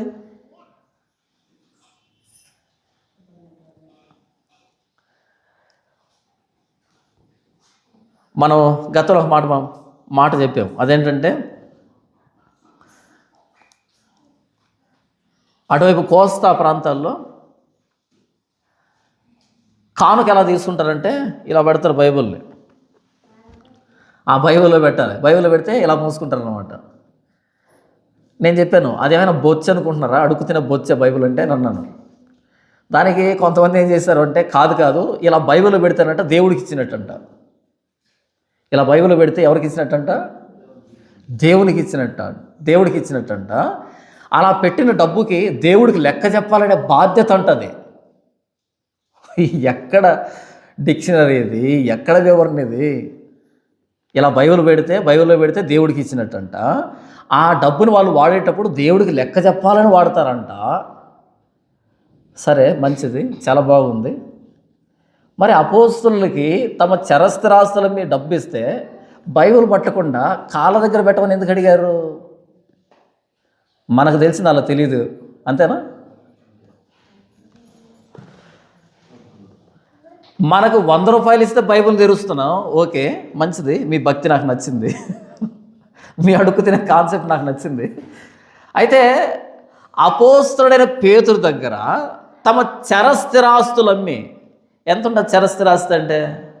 ఈ మాత్రం వస్తుందా? మూటలు ఉంటాయి. అప్పుడు మూటలు తెచ్చారు. చరస్థిరాస్తి అంటే పేపర్లు కాదు, మూటలు పట్టుకొచ్చారు. ఏం చెప్పాడు ఆయన? బైబిల్ ఇలా తెరిచి పెట్టండి ఇక్కడ అన్నాడు. కాళ్ళ దగ్గర. ఎందుకు కాళ్ళ దగ్గర? సువార్త ప్రకటించు అని పాదములు పర్వతం మీద సుందరములై ఉన్నవి. సరే, వాళ్ళ డబ్బుని దేవుడి కోసం ఉపయోగించారా, వాళ్ళ అకౌంట్లో వేసుకున్నారా? అక్కరగా ఉన్న వారికి పంచిపెట్టారు. అందరూ సమిష్టిగా పంచుకున్నారు. ఎవరికి ఎక్కువ లేదు, ఎవరికి తక్కువ లేదు. అంటే కాళ్ళ దగ్గర పెట్టినా కూడా కరెక్ట్ పర్సన్ దగ్గర కాళ్ళ దగ్గర పెట్టినా కూడా కరెక్ట్గానే వాడబడుతుంది. ఫాల్తు గాడికి బైబిల్లో పెట్టినా సరే వేస్ట్ వాటికే ఉపయోగించబడుతుంది. నేనేం చెప్తున్నానంటే, ఎదురుగా ఒక వ్యక్తి ఉంటే వాడికి వంగి నమస్కారాలు పెట్టాల్సింది మనం కాదు, వాడు పెట్టాలి మనకి నమస్కారం. వాడికి 100 కోట్లు ఉండొచ్చు, వాడు రాజకీయ నాయకుడు కావచ్చు, వాడు ఎవడైనా కావచ్చు, మనం కాదు పెట్టాల్సింది, వాళ్ళు పెట్టాలి. మీకు మాట చెప్తాను, అర్థం చేసుకునే ప్రయత్నం చేయండి. మీరు బాగా చదువుకున్నారు, ఐఏఎస్ ఆఫీసర్ అయ్యారు. నేను చదువు చెప్పాను, బాగా చదువుకున్నారు, ఐఏఎస్ ఆఫీసర్ అయ్యారు. నేను టీచర్ని. ఒకనొక రోజు ఇద్దరం బస్ స్టాండ్లో అలా తారసపడ్డాం. ఫస్ట్ నేను నీకు నమస్కారం పెడతారా, నువ్వు నాకు నమస్కారం పెడతావా? మనలో అనమాట. అయ్యా కలెక్టర్ గారు నమస్కారం అని నేను అంటానా, లేదా సార్ నమస్కారం అని ఆ వ్యక్తి అంటాడా? ఏంటి కలెక్టర్ అంటాడా నన్ను కూడా?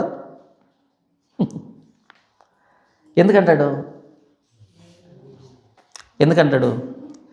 నేను ఏదో పిల్లోని తీసుకొని వెళ్ళాను, కోచింగ్ సెంటర్కి వెళ్ళాను, వీడిని తీసుకొని వీడి కోసం వెయిట్ చేస్తున్నాం. ఒక అబ్బాయి వచ్చాడు, సార్ మణికంఠ సార్. వెనక తిరిగి చూసాను, గుర్తుపట్ల నేను. సార్ నమస్తే సార్, నమస్కారం పెట్టి అబ్బాయి చెప్పడం స్టార్ట్ చేశాడు. నేను ఇప్పుడు ఎంబీబీఎస్ డాక్టర్ని సార్. వీడన్నాడు, విన్నావరా? ఎంబీబీఎస్ డాక్టర్ని సార్. చెప్పున్నానా అంటే చెప్తున్నాడు. నేను చెప్పిన ఒక లెసను ఆ అబ్బాయిని ఎంపీసీ నుంచి బైపీసీకి షిఫ్ట్ అయ్యేటట్టు చేసిందంట. అబ్బాయికి మ్యాథ్స్ అంటే ఇష్టం. మ్యాథ్స్ వదిలిపెట్టి ఇంజనీరింగ్ బదులు ఎంబీబీఎస్ డాక్టర్గా జాయిన్ అయ్యాడు. ఆ అబ్బాయి చెప్తాడు, నాకు ఆశ్చర్యం అనిపించింది. క్లాసులో యాక్టివ్గా లేడు, అంటే అంత లేడు. ఇప్పుడు డాక్టర్ అయిన తర్వాత నాతో మాట్లాడుతున్నాడు నమస్కారం పెట్టి. నేనేం చెప్తున్నా అంటే, నేను ఎప్పుడూ పైనే ఉంటాను, కింద ఉండను అని చెప్తున్నా. ఒక టీచర్ ఎప్పుడు పైన ఉంటాడు, కింద ఉండడు. మరి అలాంటప్పుడు అవతల ఉన్న వ్యక్తి స్టేటస్ని బట్టి యువతలో ఉన్న వ్యక్తి వంగిగా నమస్కారాలు పెడుతున్నా అంటే ఎవడు పెద్ద ఇక్కడ? ఒక రాజకీయ నాయకుని చర్చకి తీసుకొచ్చుకుంటారు, వాళ్ళకి వంగి నమస్కారాలు పెడుతుంటారు. అంటే నువ్వు పెద్ద, ఆ వ్యక్తి పెద్ద? నువ్వు పెద్ద కదా. నువ్వు డీల్ చేస్తున్నది లేఖనాలతో, నువ్వు డీల్ చేస్తున్నది ప్రభువైన యేసుక్రీస్తు సువార్తతో. నీకు ఆ హుందాతనం ఉండాలి, ఆ అతిశయం ఉండాలి, ఆ గర్వం ఉండాలి, ఇన్బిల్ట్గా ఉండాలి. అదే చెప్తే రాదది. నువ్వు ఆశించొద్దు. వాడి దగ్గర ఉంటుంది, నీకేంటి? వాడు 100 కార్లు దిగితే నీకేంటి? నువ్వు సైకిల్లో తిరిగినా సరే నువ్వు మోస్తున్నది క్రీస్తు సువార్తని, నువ్వు మోస్తున్నది లేఖనాలని, నువ్వు లేఖనాలకు ప్రతినిధివి. లేఖనం ఎంత హుందాతనంగా ఉంటుందో అంతే హుందాతనం నీలో ఉండాలి. లేకపోతే నువ్వు అన్ఫిట్ పాస్టర్గా. నాకు సిగ్గు అనిపిస్తుంది ఇలాంటి వాళ్ళని చూసినప్పుడు. వాళ్ళకు వంగి నమస్కారాలు పెడుతుంటారు. రెస్పెక్ట్ ఇవ్వద్దని చెప్పట్లే నేను. రెస్పెక్ట్ వేరు, నీ కాల్ముక్త పాంచనం వేరు. రెండింటికి చాలా డిఫరెన్స్ ఉంటుంది. ఒక టీచర్కి స్టూడెంట్ నమస్కారం పెట్టాలి.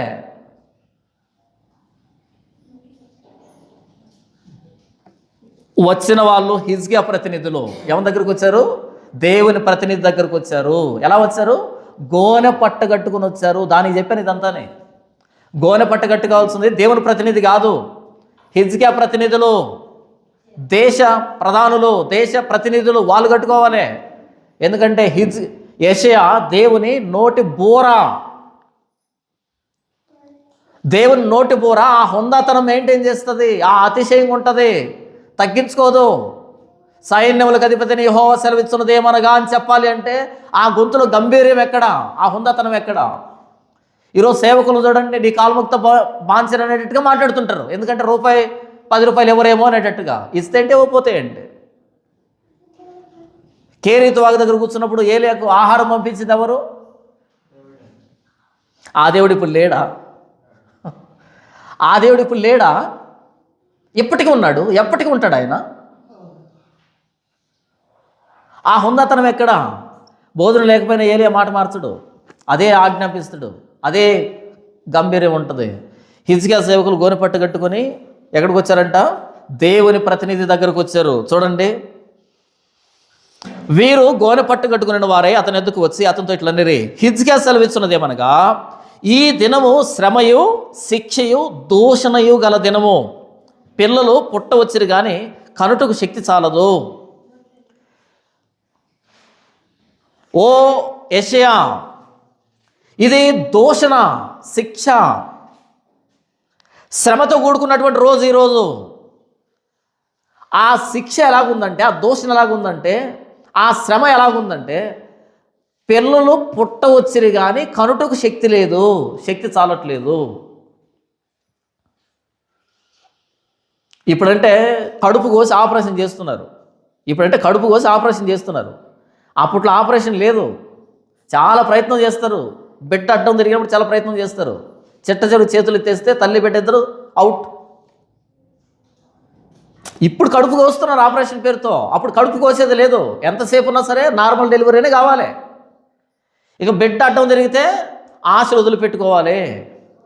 ఏం మాట్లాడుతున్నాడు హిజ్కియా? పిల్లలు పుట్టవచ్చిరి కానీ కనుటకు శక్తి లేదు. రోజులు నిండే, నొప్పులు ప్రారంభమయ్యాయి, బిడ్డ అడ్డం తిరిగింది, ఈ బయటికి రావడానికి శక్తి లేదు. ఏం చేయాలి ఇప్పుడు? నొప్పి ఎక్కువ అవుతుంటుంది, లేబర్ పెయిన్స్ అంటాం కదా, పురుటి నొప్పులు అంటాం, మామూలుగా ఉండవు. కనేదానికి శక్తి లేదు, నొప్పి మాత్రం సెకండ్కి ఎక్కువైపోతుంది. ఇది పరిస్థితి అని చెప్తున్నాడు. బయట అష్షూరు సైన్యం మాట వేసింది, గట్టుగట్టింది, ఐగుప్తునికి సహాయం రావట్లే, వీళ్ళని ఎదిరించడానికి ఇబ్బందిగా ఉంది. శ్రమ, దూషణ, అవమానం ఎలాగుందంటే, ఒక గర్భిణీ స్త్రీకి నెలల నుండి సమయం దగ్గరకు పురిటి నొప్పులు ఎక్కువ అవుతూ కానీ బిడ్డ మాత్రం బయటకు రావడానికి శక్తి లేదు. అలా ఉంది మా పరిస్థితి అని మొర్ర పెట్టుకుంటున్నారు యెషయా దగ్గరకు వచ్చి. చూడండి, ఈ దినము శ్రమయు శిక్షయు దూషణ గల దినము. పిల్లలు పుట్టవచ్చిరు కానీ కనుటకు శక్తి చాలదు. జీవము గల దేవుని దూషించుటకై అష్షూరు రాజైన తన యజమానుని చేత పంపబడిన రబ్షాకే పలికిన మాటలు నీ దేవుడైన యెహోవా ఒకవేళ ఆలకించి నీ దేవుడైన యెహోవాకు వినబడి ఉన్న ఎడల ఆ మాటలను బట్టి ఆయన అష్షూరు రాజును గద్దించునేమో. కాబట్టి నిలిచిన శేషము కొరకు నీవు హెచ్చుగా ప్రార్థన చేయి. వీళ్ళు చేసుకోవచ్చు కదా ప్రార్థన. అక్కడ మాట్లాడుతున్న మాట మీరు విన్నారా? నీ దేవుడైన యెహోవా. మరి మన దేవుడే, మనం సేవిస్తున్న దేవుడే. బయట వాళ్ళకి తెలియదు కదా ఆయన ఎవరో. మరి ఎలా ఉండాలి, ఎలా ప్రవర్తించాలి? మనకేమీ లేకపోవచ్చు కానీ మనకు క్రీస్తున్నాడు, దేవుడు మన పక్షాన ఉన్నాడు. అది ధైర్యం అంటే. పాత నిబంధనలు మనం చూస్తే దేవుడు మిగిలిన 12 గోత్రాలకి స్వాస్థ్యాన్ని ఇస్తాడు, లేవి గోత్రానికి స్వాస్థ్యాన్ని ఇవ్వడు. ఏమంటాడు? నేనే మీ స్వాస్థ్యాన్ని, నేనే మీ ఆస్తిని. మిగిలిన 12 గోత్రాలకి ల్యాండ్ ఉంది కానీ నేను మీ స్వాస్థ్యాన్ని. ఆ పదం అర్థమవుతుందా మీకు? గెర్షోనీలు, కహాతీలు, మెరారీలు ముగ్గురు కొడుకులు లేవీకి. ఈ గెర్షోనీయులు కానీ మెరారీయులు కానీ వీళ్ళకి ఎడ్ల బండ్లు ఇచ్చాడు, వీటి మీద మోయండి సరుకులని. కానీ కహాతీయులకి ఎద్దుల బండ్లు ఇవ్వలే. మేము ఎలా మోయాలంటే భుజాల మీద మోయండి. అదేంటి, వాళ్ళకు సుఖమైన పని, మాకు బరువైన పని. మీ భుజాల మీద మోయించబడ్డానికి నేను ఇష్టపడుతున్నాను, మీరు మోయండి నన్ను. ఎంత అద్భుతం తెలుసు అది, అందరికీ దక్కదు అది. గెర్షోనీయులకి మెరారీయులకి అర్థం కాదు అది. అర్థమైతే కుళ్ళుకుంటారు వాళ్ళు. అదేంటది, మేము ఎద్దుల బండి మీద మోస్తున్నాం, కానీ వాళ్ళకి భుజాల మీద మోసేటువంటి పని ఇచ్చాడు, మేము మోస్తాం భుజాల మీద. అందరికీ దక్కదు ఆ భాగ్యం. ప్రభువైన యేసుక్రీస్తు గొల్గొతా కొండ మీదకి సిలువను ఎత్తుకొని పైకి వెళ్తున్నాడు కదా, అలా వెళ్తున్నప్పుడు ఆయన అనేక సార్లు కింద పడిపోయాడు మోయలేక. ఒక్కడికి వచ్చిన అవకాశం, మోసే అవకాశం. ఎవరైనా కురేనీయుడైన సీమోను, ఇంకెవరికి రాలే. ఆయన పిలిచి ఒకవైపు ఈయన భుజం మీద మోపుకుంటే, అటువైపు యేసుప్రభు మోపుకుంటే, అబ్బో యేసుప్రభుతో పాటు దాన్ని మోసాడంటే అద్భుతం కదా అది. క్రీస్తు పక్షాన ఆయన నిందను మోయడం, ఆయన శ్రమలో పాలుభాగస్తులు కావడం అన్నది అందరికీ అర్థం కాదది, అందరికీ రాదది. అర్థమైనోడు చరిత్రలో నిలబడతాడు. అందరికీ రాదది, అందరికీ తెలియదు అది. అందులో ఉన్న ఆ గొప్పతనం అందరికీ తెలియదు అది. మనం ఎందుకు మీరు చేసుకుంటాం? అపోస్తలుడైన పౌలు అంటాడు దాన్ని, ఆయన పునరుద్ధాన బలాన్ని ఎరగడానికి ఆయన శ్రమల్లో పాలువాడొకట ఎట్టిదో దానికోసం నేను ప్రయాసపడుతున్నాను మాట్లాడతాడు ఆయన. పునరుద్ధానం కావాలంటే ముందు శ్రమ కావాలి కదా. క్రీస్తు పక్షాన రోషం వహించేటువంటి వ్యక్తులు ఎవర్రా అంటే లేఖనాలు ఎరిగిన వాళ్ళు. అందరికీ అది తెలీదు, అందరికీ ఆ భాగ్యం రాదు కూడా. చూడండి, జీవము గల దేవుని దూషించుటకై అష్షూరు రాజైన తన యజమానుని చేత పంపబడిన రబ్షాకే పలికిన మాటలు నీ దేవుడని యెహోవా ఒకవేళ ఆలకించి నీ దేవుడని యెహోవాకు వినబడి ఉన్న ఎడల ఆ మాటలను బట్టి ఆయన అష్షూరు రాజును గద్దించునేమో. కాబట్టి నిలిచిన శేషం కొరకు నీవు హెచ్చుగా ప్రార్థన చేయము. అవుతుందా పని? ప్రార్థన చేస్తే ఐగుప్తుకు వెళ్ళారు డబ్బు పట్టుకొని, పని కాలే. ఇక్కడ పని అవుతుందా? ఖచ్చితంగా అవుతుంది. 6వ వచనం, 5వ వచనం, రాజైన హిజ్కియా సేవకులు యెషయా ఎద్దుకు రాగా యెషయా వారితో ఇట్లా, నేను మీ యజమానునికి ఈ మాట తెలియజేయుడి, యెహోవా సెలవిచ్చున్నదేమనగా అష్షూరు రాజు సేవకులు నన్ను దూషింపగా నీవు వినిన మాటలకు భయపడవద్దు. ఫస్ట్ భరోసా ఇస్తున్నాడు, భయపడద్దు. ఎందుకని? మీరు నా దగ్గరకు వచ్చారు కదా, ఇక భయపడద్దు. దేవుని దగ్గరకు వచ్చారు కదా, ఇక భయపడద్దు. భయపడాల్సిన అక్కర్లేదు. దేవుని దగ్గరకు వచ్చి మోకరిస్తున్నావు అంటే భయపడాల్సిన అక్కర్లేదు, అంతే. దేవుని దగ్గర కాకుండా ఎక్కడికో వెళ్ళామంటే భయపడాలి, భయం సహజసిద్ధంగా ఉంటుంది. దేవుని దగ్గరకు వచ్చామో భయపడాల్సిన అక్కర్లేదు, భయపడద్దు. అతనిలో ఒక ఆత్మను నేను పుట్టిస్తా, వదంతి విని తన దేశమునకు వెళ్ళిపోవును, అతని దేశమందు ఖడ్గము చేత అతన్ని కూలజేయుదును. మీరు భయపడుతున్నారు, పిరికి ఆత్మ మిమ్మల్ని ఆవహించింది కదా, అయితే అతనికి ఒక ఆత్మను పుట్టిస్తా, అది పిరికి ఆత్మ. ఒక వదంతి, ఒక సమాచారాన్ని వింటాడు ఆ వ్యక్తి, విని వెళ్ళిపోతాడు, తన దేశానికి వెళ్ళిపోతాడు. అక్కడ వెళ్ళిన తర్వాత అతని దేశమందు ఖడ్గం చేత అతన్ని కూలగొట్టిస్తా. ఇది యెషయా ఇచ్చినటువంటి మాట. నమ్మశక్యంగా ఉందా? ఇన్ని లక్షల మంది సైన్యాన్ని వేసుకుని వచ్చి ఇంత బెదిరిస్తూ హేళన చేస్తున్నాడే, ఆ వ్యక్తికి లోపల ఎందుకు ధైర్యం చెడిపోతుంది? ఎందుకు భయం అనిపిస్తుంది? ఆ వ్యక్తికి భయం ఏంటి? హృదయ అంతరంగాలు ఎరిగిన దేవుడు, హృదయంలో ఆలోచనలు మార్చేటువంటి దేవుడు ఆయన. రాజు హృదయము యెహోవా చేతిలో నీటి కాలువల వలె ఉన్నది, దేవుడు తన చిత్తవృత్తి చొప్పున దాన్ని తిప్పుతాడు అని రాయబడింది.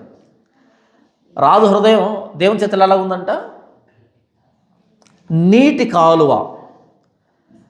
మీరు పొలంలో నీళ్లు కడతారు కదా, పొలం నీళ్ళు కడతారు, మోటార్ ఆన్ చేస్తారు, నీళ్ళు పడుతుంటాయి కాలువలో, అలా నీళ్ళు వస్తుంటాయి. చేతిలో ఒక పార పట్టుకుంటారు, ఒక పార పట్టుకొని ఏ చెట్టు బావాలనో ఇటు మట్టి తీసి ఇటు వేస్తే ఇటు వెళ్తాయి, అటు తీస్తే ఇటు వెళ్తాయి. మన ఇష్టమా? వాటి ఇష్టమా? నీళ్లు ఎలా పారాలన్నది మన ఇష్టమా, నీళ్ళు ఇష్టమా? మన ఇష్టం. ఎలా తిప్పాలంటే అలా తిప్పుతాం, ఇలా కాలు అడ్డు పెడతామా? కాళ్ళతో నీళ్ళని పారేస్తాం. రాజు హృదయం యెహోవా చేతిలో నీటి కాలువల వలె. ఏ రాజు? యెరూషలేములో ఉండే రాజైనా లేకపోతే ప్రపంచంలో ఏ రాజు అయినా? చెప్పండి, ఏ రాజైనా? మన నరేంద్ర మోడీ హృదయం మనలో అన్నమాట. బీజేపీ ప్రభుత్వం అంటే క్రైస్తవులకు వ్యతిరేకం, క్రైస్తవులు అది చేస్తుంది ఇది చేస్తుంది. ఏం చేయదు, ఏం చెయ్యలేదు. ప్రభు అయిన యేసుక్రీస్తు వారి అనుమతి లేకుండా వెంట్రుకు కూడా తెగదు. నేను చెప్పట్లే, లేఖనం చెప్పింది. 5 పిచ్చుకలు 2 కాసులకు అమ్మబడతాయి. మీ పరలోకపు తండ్రి సెలవు లేక వాటిలో ఒక్కటి కూడా నేలన పడదు. ఏంటి, పిచ్చుకు కూడా చచ్చిపోదా? పిచ్చుకు చావాలన్నా ప్రభు సెలవు ఇవ్వాలంట అని చెప్పి ఊరుకున్నాడా? మీ తల మీద వెంట్రుకలు లెక్కించబడ్డాయి. మీరు 5 కాసులు 5 పిచ్చుకలు అనుకుంటున్నారు కదా, పిచ్చుకలు కాదు, మీ తల మీద ఉన్న వెంట్రుకలన్నీ లెక్కించబడ్డాయి. దీనికి లెక్క ఉందంట. మీ తల మీద కూడా లెక్క ఉందా? మనందరి తలల మీద ఎన్ని వెంట్రుకలు ఉన్నాయో లెక్క ఉంది ఆయన దగ్గర. వెంట్రుకలు రావాలంటే లెక్క ఉంది ఆయనకి. తల ఎందుకు రాలుతుంది? ఆకాశ నక్షత్రాలన్నిటి పేర్లు పెట్టి పిలుస్తున్న ఆయనకి మన నెత్తి మీద వెంట్రుకలు లెక్క పెట్టడం తెలియదా అంటే? ఊరికే రాలుతున్నాయి ఇవన్నీ, ఊరికే రాలో. ప్రతిదానికి ఒక కారణం ఉంటుంది, ప్రతిదానికి ఒక కారణం ఉంటుంది. ఏ గవర్నమెంట్ అయితే ఏంటి, అది బీజేపీ అయితే ఏంటి, కాంగ్రెస్ అయితే ఏంటి, ఏదైతే ఏంటి, ఎవడికి నష్టం, ఎవడికి భయం? ఆయన అనుమతిస్తే రాలుతుంది ఇది, ఆయన అనుమతి లేకుండా రాలదు ఇది. ఇంకేంటి ఇబ్బంది మనకి? రాజు హృదయం యెహోవా చేతిలో నీటి కాలువలాగా ఉంటే తన చిత్తవృత్తి చొప్పున తిప్పుతున్నాడు అంటే, ఇప్పుడు ఒక ప్రభుత్వం అధికారంలోకి వస్తే ఎవరు పర్మిషన్ ఇస్తే వచ్చింది? రాజకీయ నాయకులు సారాయి ప్యాకెట్లు ఇచ్చి, చీరలు పంచి, క్రికెట్ బ్యాట్లు ఇచ్చి అలా అధికారంలోకి వస్తారని మీరు అనుకుంటున్నారా? అలా రారు, అలా జరగదు. అలాగైతే అందరూ పంచుతారు. ఆయన ఎవరికి అధికారం ఇవ్వాలనుకుంటాడో వాళ్ళకి ఇస్తాడు. ఒక ప్రాంతంలో, ఒక ఊర్లో, అంతెందుకులే మా ఊరు గురించి చెప్తాను. మా ఊరిలో పక్కన ఒక ఊరు ఉంది. వాళ్ళు ఎలాంటి వాళ్ళు అంటే వాళ్ళ ఊరిలో ఎవరి మీదనో చిన్న అలిగేషన్ వచ్చి కేసు అయి పోలీస్ స్టేషన్ పిలిపించాడు. ఎస్ఐ పోలీస్ స్టేషన్ పిలిపించగానే వాళ్ళు ఏం చేస్తారు తెలుసా? కొట్లే మరలా మాట్లాడి పంపించాడు. ఆయన డ్యూటీ అయిపోగొట్టుకొని మోటార్ సైకిల్ మీద వస్తూ ఉంటే వాళ్ళు ఊరికి రాగానే రాళ్ళు అడ్డు పెట్టారు. ఆగుతాడుగా తీద్దామని. ఆ రాళ్ళు దిగగానే అందరూ గుంపుగా వచ్చి మామూలు కొట్టలేయండి కొట్టేశారు. ఆ మరుసటి రోజు ఒకడు దిగాడు ఈయన ప్లేస్లో. వాడు పచ్చి మాంసాన్ని తినే రకం. వాడు ఉడకబెడితే ఆలస్యమని పచ్చి మాంసం తినేవాడు దిగాడు. ఎందుకు దిగాడు ఈ వ్యక్తి? ముందు వ్యక్తి మర్యాదగా డీల్ చేశాడు. విన్నారా వీళ్ళు? వింటారా? వినలే. ఇంకెలాంటి వాళ్ళకి ఎవరు రావాలి? వాడు పచ్చి మాంసం తిని పచ్చి మందు తాగే రకం దిగాడు. వాడిని చూడగానే సగం చచ్చినంత పని అవుతుంది అందరికీ. గవర్నమెంట్కి తెలుసు ఏ ఏరియాకి ఎవరిని పంపిస్తే పని అవుతుంది. తెలీదా? తెలీదా? ఒరే నాయన అలా కాదురా అన్నాడు. ఒప్పుకున్నారా? ఒప్పుకోలే. ఇప్పుడు వీడు ఎలా ఉన్నాడు? నిలవబెట్టి చర్మాన్ని ఒలిచాడు. మొత్తం ఎంతమంది ఉన్నారో మొత్తం అందరూ పట్టుకొచ్చాడు మరుసటి రోజు. ఇక రాళ్ళు అడ్డు పెట్టేదానికి ఎవరు లేరు. రాళ్ళు అడ్డు పెట్టేదానికి రాళ్ళు కూడా లేవు. మొత్తం అందరూ పట్టుకొచ్చాడు. ఆడు కొట్టిన దెబ్బకి ఇప్పటికీ ఆడు పేరు వినపడితే గజ్జ వణుకుతారు. ఆడు ఫోటో కాదు, పేరు వినపడినా సరే వద్దురా సరే ఉలిక్కిపల్లి వేస్తారు ఇలా. మళ్ళీ అలాంటి ప్రయోగాలు చేయలే. మనం మంచోళం అయితే మన మీద ఉన్న ప్రభుత్వం కూడా మంచిదే ఉంటుంది. మనం తోక దాడిస్తే పైన ప్రభుత్వం కూడా మారిపోతుంది. దాన్ని మార్చే దేవుడు జనుల దోషాన్ని బట్టి దాన్ని పరిపాలించే వారి అధికారుల సంఖ్య పెరుగుతుందని రాయబడుతుంది సామెతల గ్రంథంలో. జనుల దోషాన్ని బట్టి పరిపాలకులు మారతారంట. మనం ప్రార్థన చేస్తాం, ప్రభువా ఈ ప్రభుత్వం తీసి ఆ ప్రభుత్వాన్ని, ఎవరు శుద్ధపోసం లేదు ఇక్కడ, అందరూ అదే రకం. ఈ ప్రభుత్వం కోసం వ్యతిరేకంగానూ ఇంకో ప్రభుత్వం కోసం అనుకూలంగానూ ప్రార్థన చేయడానికి ఏ శుద్ధపోసం లేదు ఇక్కడ, అందరూ అదే రకం. పేర్లు మారతాయి, పార్టీ పేర్లు మారతాయి, అందరూ అదే రకం. ఏం మార్పేం ఉండదు. ఏ రాయి అయితే ఏంటి, పళ్ళు ఒడగొట్టుకోవడానికి ఏ రాయి అయితే ఏంటి? నేనేం మాట్లాడుతున్నాను ఇంతకీ? రాజు హృదయం యెహోవా చేతిలో నీటి కాలువలాగా ఉంది. మార్చాల్సింది ఆయన, తిప్పాల్సింది ఆయన. అది ఆ రోజు నెబుకద్నెజరు కావచ్చు, అష్షూరు రాజు కావచ్చు, లేకపోతే హిజ్కియా కావచ్చు, ఎవరైనా సరే ఆయన తన చిత్తవృత్తి చొప్పున దాన్ని తిప్పుతాడు. మన సమస్య ప్రభుత్వాలు కాదు, మన సమస్య నరేంద్ర మోడీ కాదు, మన సమస్య మనమే. బైబుల్ చదువుతూ సిగ్గు శరం లేకుండా ఎవరి మీదనో మాట్లాడితే ఎలా? ఇప్పుడు నేను మాట్లాడానా, నన్ను ఏమంటారు తెలుసా? వీడు అమ్ముడు పోయాడు కట్టి ఇలా మాట్లాడుతాం. అమ్ముడు పోలే, లేఖనాలు తెలిసిన వాడిగా మాట్లాడుతున్నా. నా సమస్య ప్రభుత్వం కాదు, నా సమస్య రాజకీయ నాయకులు కాదు, నా సమస్య మనమే. నేను తోకదాడిస్తే నన్ను అప్పగిస్తాడు, లేదా నా విషయంలో సాక్ష్యం కావాలంటే అప్పగిస్తాడు, ఆయన మహిమ కావాలంటే అప్పగిస్తాడు. అంతేగాని వాళ్ళు కాదు సమస్య. తల వెంట్రుకలన్నీ లెక్కించబడ్డాయి, అందరూ లెక్కించబడ్డాయి. ఊరకే ఎందుకు రాలదు? దానికి ఒక కారణం ఉండాలి. కారణం లేకుండా రాలదు. అపోస్తలుడైన పౌలు తల రాలిందంటే నీరో చక్రవర్తి పరిపాలనలో కారణం లేదా? దానికి లేదా కారణం? మత్తయ్య గారి తల రాలిందంటే దానికి కారణం లేదా? మరి మన తల ఎందుకు రాలుతుంది? ఎందుకు భయపడాలి మనం? నేనేం చెప్తున్నాను? అతనిలో ఒక ఆత్మ పుట్టిస్తాను, ఇక్కడ పుడుతుంది. లక్షల మంది సైన్యం బయట ఉన్నారు, కానీ అతనిలో ఒక ఆత్మ పుట్టిస్తారు. దీన్ని ఎవరు ఆపగలుగుతారు? ఎంతమంది సైన్యం ఆపగలుగుతారు? దేవుడు ఎక్కడ ఆలోచన పుట్టిస్తున్నాడు, ఎంతమంది సైన్యం దీన్ని ఆపగలదు? ఆపుతుందా? ఆపలేదు. సౌలున్నాడు, రాజైన సౌలున్నాడు, వెళ్ళాడు కర్ణపిశాచు దగ్గరికి వెళ్ళాడు. సమూయేలు బయటకు వచ్చాడు, మాట్లాడగానే అలా నేల మీద పడిపోయాడు అంతే. కర్ణపిశాచు కలిగిన స్త్రీ వచ్చి, రాజుగారు లేవండి, ధైర్యం తెచ్చుకోండి, భయపడద్దు అంటుంది. ఎందుకు భయం? ఇంకా యుద్ధం జరగలేదే, ఇంకా యుద్ధ రంగంలోకి వెళ్ళలేదు, ఎందుకు భయపడి తెస్తున్నావు? పుట్టింది ఇక్కడ పిరికి ఆత్మ ఒకటి పుట్టింది. సైన్యం ఎంత ఉన్నా సరే ధైర్యం రాదు. ఒక స్త్రీ లేపుతుంది ధైర్యం తెచ్చుకోని, ధైర్యం రావట్లే. ఇక్కడ ఒక వదంతి, ఒక ఆత్మ పుట్టించాడు ఆయన. ఒక వదంతి పుట్టింది బయట, తన దేశానికి వెళ్ళిపోయాడు. రాజ్యాలని, చరిత్రలని, రాజ్యాది నేతలని, వారి అంతరంగాన్ని కంట్రోల్ చేసేవాడు మన చేతిలో ఉన్నప్పుడు, మన దగ్గర ఉన్నప్పుడు మనం ఎందుకు భయపడాలి? యెషయా దగ్గరికి రాగానే మాట తెలిసింది, నేను అతనిలో ఒక ఆత్మ పుట్టిస్తాను. ఒక వదంతి వినపడుతుంది, తన దేశానికి వెళ్తాడు, తన దేశంలో కత్తివాత చస్తాడు. పరిష్కారం చాలా సులభంగా ఉంది. ఇది తెలియక ఐగుప్తు పరిగెత్తారు గతంలో. దేవుని దగ్గరికి వస్తే పరిష్కారం చాలా సులభంగా ఉంటుంది. దేవుడు మనుషుల మనసుల్ని మారుస్తాడు. నాకు తెలిసి మీరందరూ ఏదో సందర్భంలో దీన్ని అనుభవించుంటారు. అసలు వీడా అనుకుంటే వాడే మనకు అనుకూలంగా ప్రవర్తించుంటాడు. ఎలా? దేవుడు మార్చాడు పరిస్థితులను, దేవుడు మార్చాడు వారి హృదయాన్ని, వారి ఆలోచనల్ని. ఆయనతో మనం సమాధాన పడాలి, కానీ పరిస్థితులు మనకు వద్దు. చూడండి 8వ వచనం, 1వ వచనం నుంచి 7వ వచనం వరకు యెషయా, హిజ్కియా ప్రతినిధులు దేవుని ప్రతినిధి దగ్గరికి వచ్చారు. యెషయా చెప్పినటువంటి భవిష్యత్తు 8వ వచనం చూడండి. అలా అష్షూరు రాజు తిరిగి వెళ్ళిపోతూ, తన దేశానికి వెళ్ళిపోతూ, ఎందుకంటే అప్పటికి ఒక రాజు వచ్చాడు అష్షూరు మీద దాడి చేయడానికి.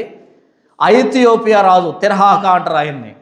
ఐథియోపియా రాజు తిర్హాకా, కూషనుందా, ఆ కూషు దేశానికి సంబంధించిన రాజు అష్షూరు మీదకి దండయాత్రకి వెళ్ళాడు.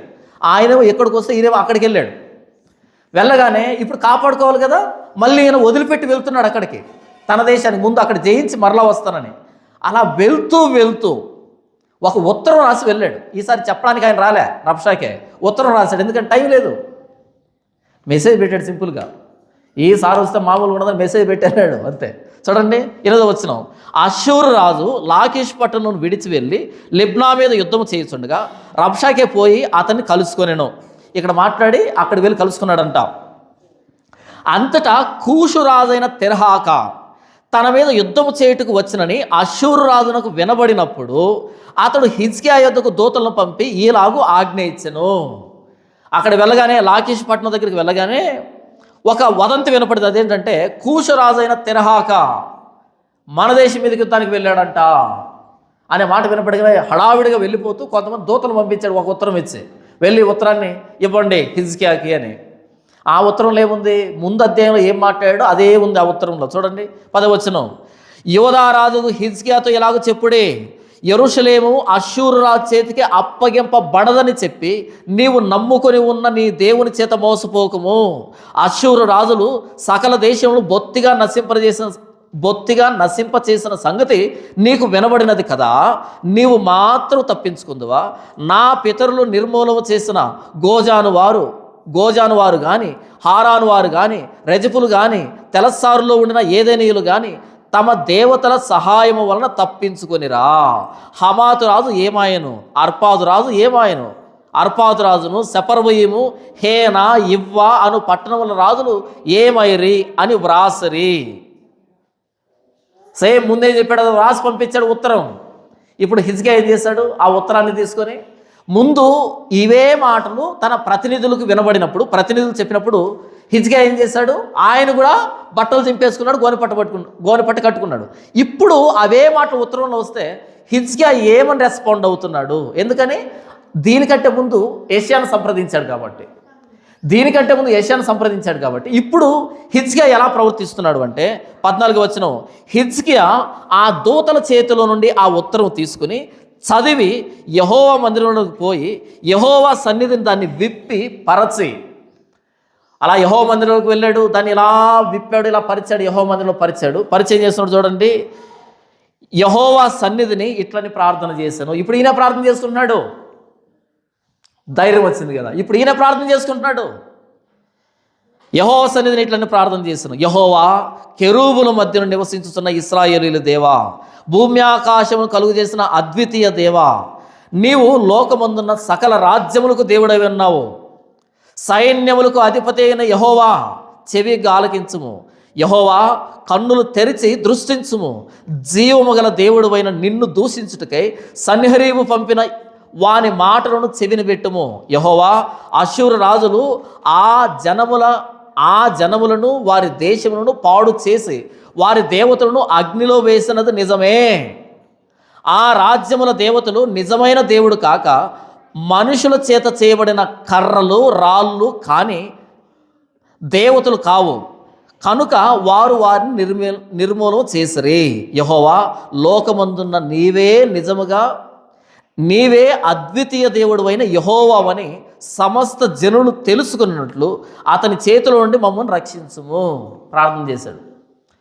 ఈ ప్రార్థనలో ఒక మాట నేను చదివి వినిపిస్తాను చూడండి. 16వ వచనంలో, యెహోవా, కెరూబుల మధ్య నివసించుతున్న ఇశ్రాయేలీయుల దేవా. ఎవరి దేవుడు అంటే ఈయన ఇశ్రాయేలీయుల దేవా అని అన్నాడు. అని తర్వాత అన్నాడు చూడండి, భూమి ఆకాశమును కలుగు చేసిన అద్వితీయ దేవా. ఇశ్రాయేల్ దేవుడు అంటే ఎవరంటే ఆయన భూమి ఆకాశాలు కలుగు చేశాడు. ఏ భూమి, ఏ ఆకాశం? ఇప్పుడు ఈ భూమిని కూడా ఆయన చేశాడా? కొత్త రోడ్ల భూమిని కూడా ఆయన చేశాడా? కొత్త రోడ్డు పైన ఆకాశానికి ఆయన చేశాడా? ఇశ్రాయేలీలకు తను తాను బయలుపరుచుకున్న దేవుడు ఏ దేవుడు అంటే ఆయన లోకల్ గాడ్ కాదు, ఆయన యూనివర్సల్, వన్ అండ్ ఓన్లీ. ఆయన భూమి ఆకాశంలో సృజించిన దేవుడు ఆయన. అయితే తను తాను బయలుపరుచుకుంది ఎవరికి? ఇశ్రాయేలుడి సీనాయి పర్వతం మీద బయలుపరుచుకునేది వాళ్ళకే, మొత్తం చేసింది ఆయనే. భూమి ఆకాశాలు సృజించిన అద్వితీయ దేవా. నెక్స్ట్ చూడండి, నీవు లోకమందున్న సకల రాజ్యములకు దేవుడై ఉన్నావు. లోకంలో ఉన్న ప్రతి రాజ్యానికి దేవుడు నువ్వే, భారతదేశానికి కాదా? లోకమందున్న ప్రతి రాజ్యానికి దేవుడు నువ్వే, భారతదేశానికి కాదా? అది నా ప్రశ్న. బబులోన్లో ఏం జరగాలో ఏం చెప్పినట్టే జరుగుతుంది, అష్షూరులో ఏం జరగాలో ఏం చెప్పినట్టే జరుగుతుంది, ఐగుప్తులో ఏం జరగాలో ఏం చెప్పినట్టే జరుగుతుంది, ఫిలిస్తియా, సిరియా, రోమ్, ప్రతి దేశంలో ఏ రాజు ఎప్పుడు ఎంపిక కావాలి, ఏ రాజు ఎప్పుడు చావాలి, ఏ రాజు ఎలాంటి శాసనాలు చేయాలి, ప్రతిదీ ఆయన చేతిలోనే ఉంటుంది. కీ, రిమోట్ ఆయన చేతిలోనే ఉంటుంది. భారతదేశం మీద రిమోట్ కూడా ఆయన దగ్గర ఉంది. ఆయన చెప్పినట్టే నడుస్తుంది. వార్డు మెంబర్ ఎవరు సెలెక్ట్ కావాలో ఆయన చెప్తేనే జరుగుతుంది. నువ్వు పంచిన సారాయి ప్యాకెట్లకో, ఇచ్చిన చీరలకు, జాకెట్లకో ఓట్లు పడవు. వార్డు మెంబర్ దగ్గర నుంచి ప్రధానమంత్రి వరకు దేవుడు ఎవరినైతే పెట్టాలనుకుంటాడో వాళ్ళే ఉంటారు. ప్రభుత్వాన్ని ఎదిరిస్తే దేవుణ్ణి ఎదిరించినట్టు అంటాడు అపోస్తలుడైన పౌలు. ప్రభుత్వాన్ని ఎదిరిస్తే ఎవరిని ఎదిరించినట్టంట? దేవుడు ఏ ప్రభుత్వాన్ని తీసుకొచ్చినా సరే మనం దాన్ని స్వీకరించాలంతే. ఎందుకని? దేవుని మాట ఇది, దేవుని ఆజ్ఞది. బయట వాళ్ళు తిరుగుబాటు చేసుకుంటారు. మన కష్టం వచ్చినా సుఖం వచ్చినా, కష్టం వస్తే దేవుడు ప్రార్థన చేస్తాం, సుఖం వస్తే దేవుణ్ణి స్తుతిస్తాం. కష్టం వస్తే దేవుణ్ణి ప్రార్థన చేస్తాం, సుఖం వస్తే దేవుణ్ణి స్తుతిస్తాం. సకల రాజ్యములకు, లోకమందున సకల రాజ్యాలకు దేవుడు ఆయనే. అప్పుడు ఆయనే, ఇప్పుడు ఆయనే, ఎప్పుడు ఆయనే. ఎందుకు మనకి రాజకీయాలు? రాజకీయ నాయకుల హృదయమే మన దేవుని చేతిలో ఉంటే మనకెందుకు రాజకీయాలు? మీకు అర్థమైందా? మీకు ఇప్పుడు ఆకలి అయింది. ఆకలి అయితే హడావిడిగా భూమిని శుద్ధి చేసి, ఒడ్లు వేసి, వరి పెంచి, వాటిని సాగు చేసి, అప్పుడు ఒడ్లు తీసుకొని ఆడించుకొని తింటారా? లేకపోతే రెడీగా ఉంటాయి ఫ్యాన్సీ స్టోర్, ఇదేది బజార్కి వెళ్తే రెడీగా ఉంటాయి, తెచ్చుకొని వండుకుంటారా? ఇప్పుడు మీకు ఆకలి అయింది, ఏం చేస్తారు చెప్పండి? పండించుకొని తింటారా లేకపోతే తెచ్చుకుంటారా? లేదంటే మేము పండించుకొని తింటామంటే మిమ్మల్ని ఏమనాలి? మహామేధావులు అని అనాలా లేకపోతే మూర్ఖులు అనాలనా? ఆల్రెడీ ఉన్నాయి, తెచ్చుకొని వండుకోండి. మనం ఎప్పుడు రాజకీయ పార్టీ పెట్టాల్సిన అక్కర్లే. ఉన్న రాజకీయ పార్టీలే వాళ్ళని దేవుడు మన పక్షాన్ని వాడుకుంటూ ఉంటే యాక్సెప్ట్ చేస్తే సరిపోతుంది కదా. మనం ఇప్పుడు పెడితే చాలా కష్టం. కష్టం కాదు, ఇంపాసిబుల్, జరగదు అది. ప్రతి నాయకుడి హృదయం ఆయన చేతిలో ఉంది. దేవుడు ప్రతి రాజ్యం మీద, ప్రతి రాజు అంతరంగం మీద సార్వభౌమ అధికారం కలిగిన వాడు. హిజ్కియా దేవుని ప్రజే, కానీ తోక తిప్పాడు. అందుకని సన్హెరీబు వచ్చాడు. మరలా ఆయన సన్నిధిలోకి వెళ్ళి సాగిలు పడ్డాడు. ధైర్యం వచ్చింది. మనం మితిమీరి ప్రవర్తిస్తున్నాం కాబట్టి దేవుడు కూడా జలకిస్తున్నాడు. అది విషయం.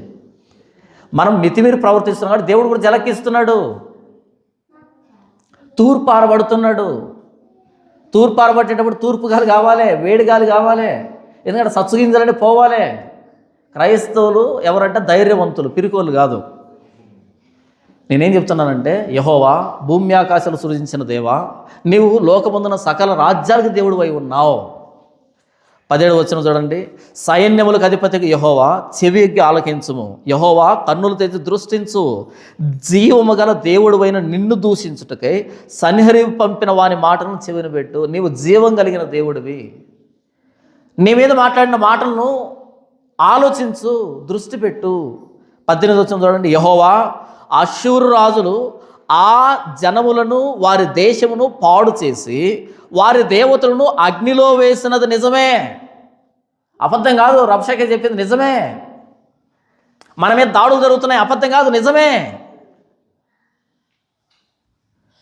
వారి దేశాలని, వారి దేవతల్ని అగ్నిలో వేసింది నిజమే. చేశారు వాళ్ళు. ఎందుకు చేశారంట? ఆ రాజ్యముల దేవతలు నిజమైన దేవుడు కాక మనుషుల చేత చేయబడిన కర్రలు, రాళ్ళు. కానీ దేవతలు కావు కనుక వారు వారిని నిర్మూలన చేసిరి. మన క్రైస్తవ్యం కూడా అన్ని మతాల్లో ఒక మతమేనా? గతంలో బౌద్ధ మతం మీద దాడులు జరిగాయి. బౌద్ధ ఆరామాల మీద దాడులు జరిగాయి. నేలమట్టం చేసి పడేసారు. లేవు. ఇప్పుడు బౌద్ధ ఆరామాలు లేవు. అప్పుడు దేశమంతా విస్తరించినవి ఇప్పుడు లేవు, కనిపించట్లే. అంతర్ధానం అయిపోయాయి, చరిత్రలో కలిసిపోయాయి. ఎక్కడో అమరావతిలో ఒక బౌద్ధ ఆరామం, ఎక్కడో ఇంకో దగ్గర ఒక ఆరామం అవశేషాలుగా మిగిలిపోయాయి. ఎందుకని? బౌద్ధుని ఆలోచనలోంచి పుట్టుకొచ్చాయి కాబట్టి. బౌద్ధుడు ఎవరింతకి? మనిషి, నీలాంటి నాలాంటి మనిషి.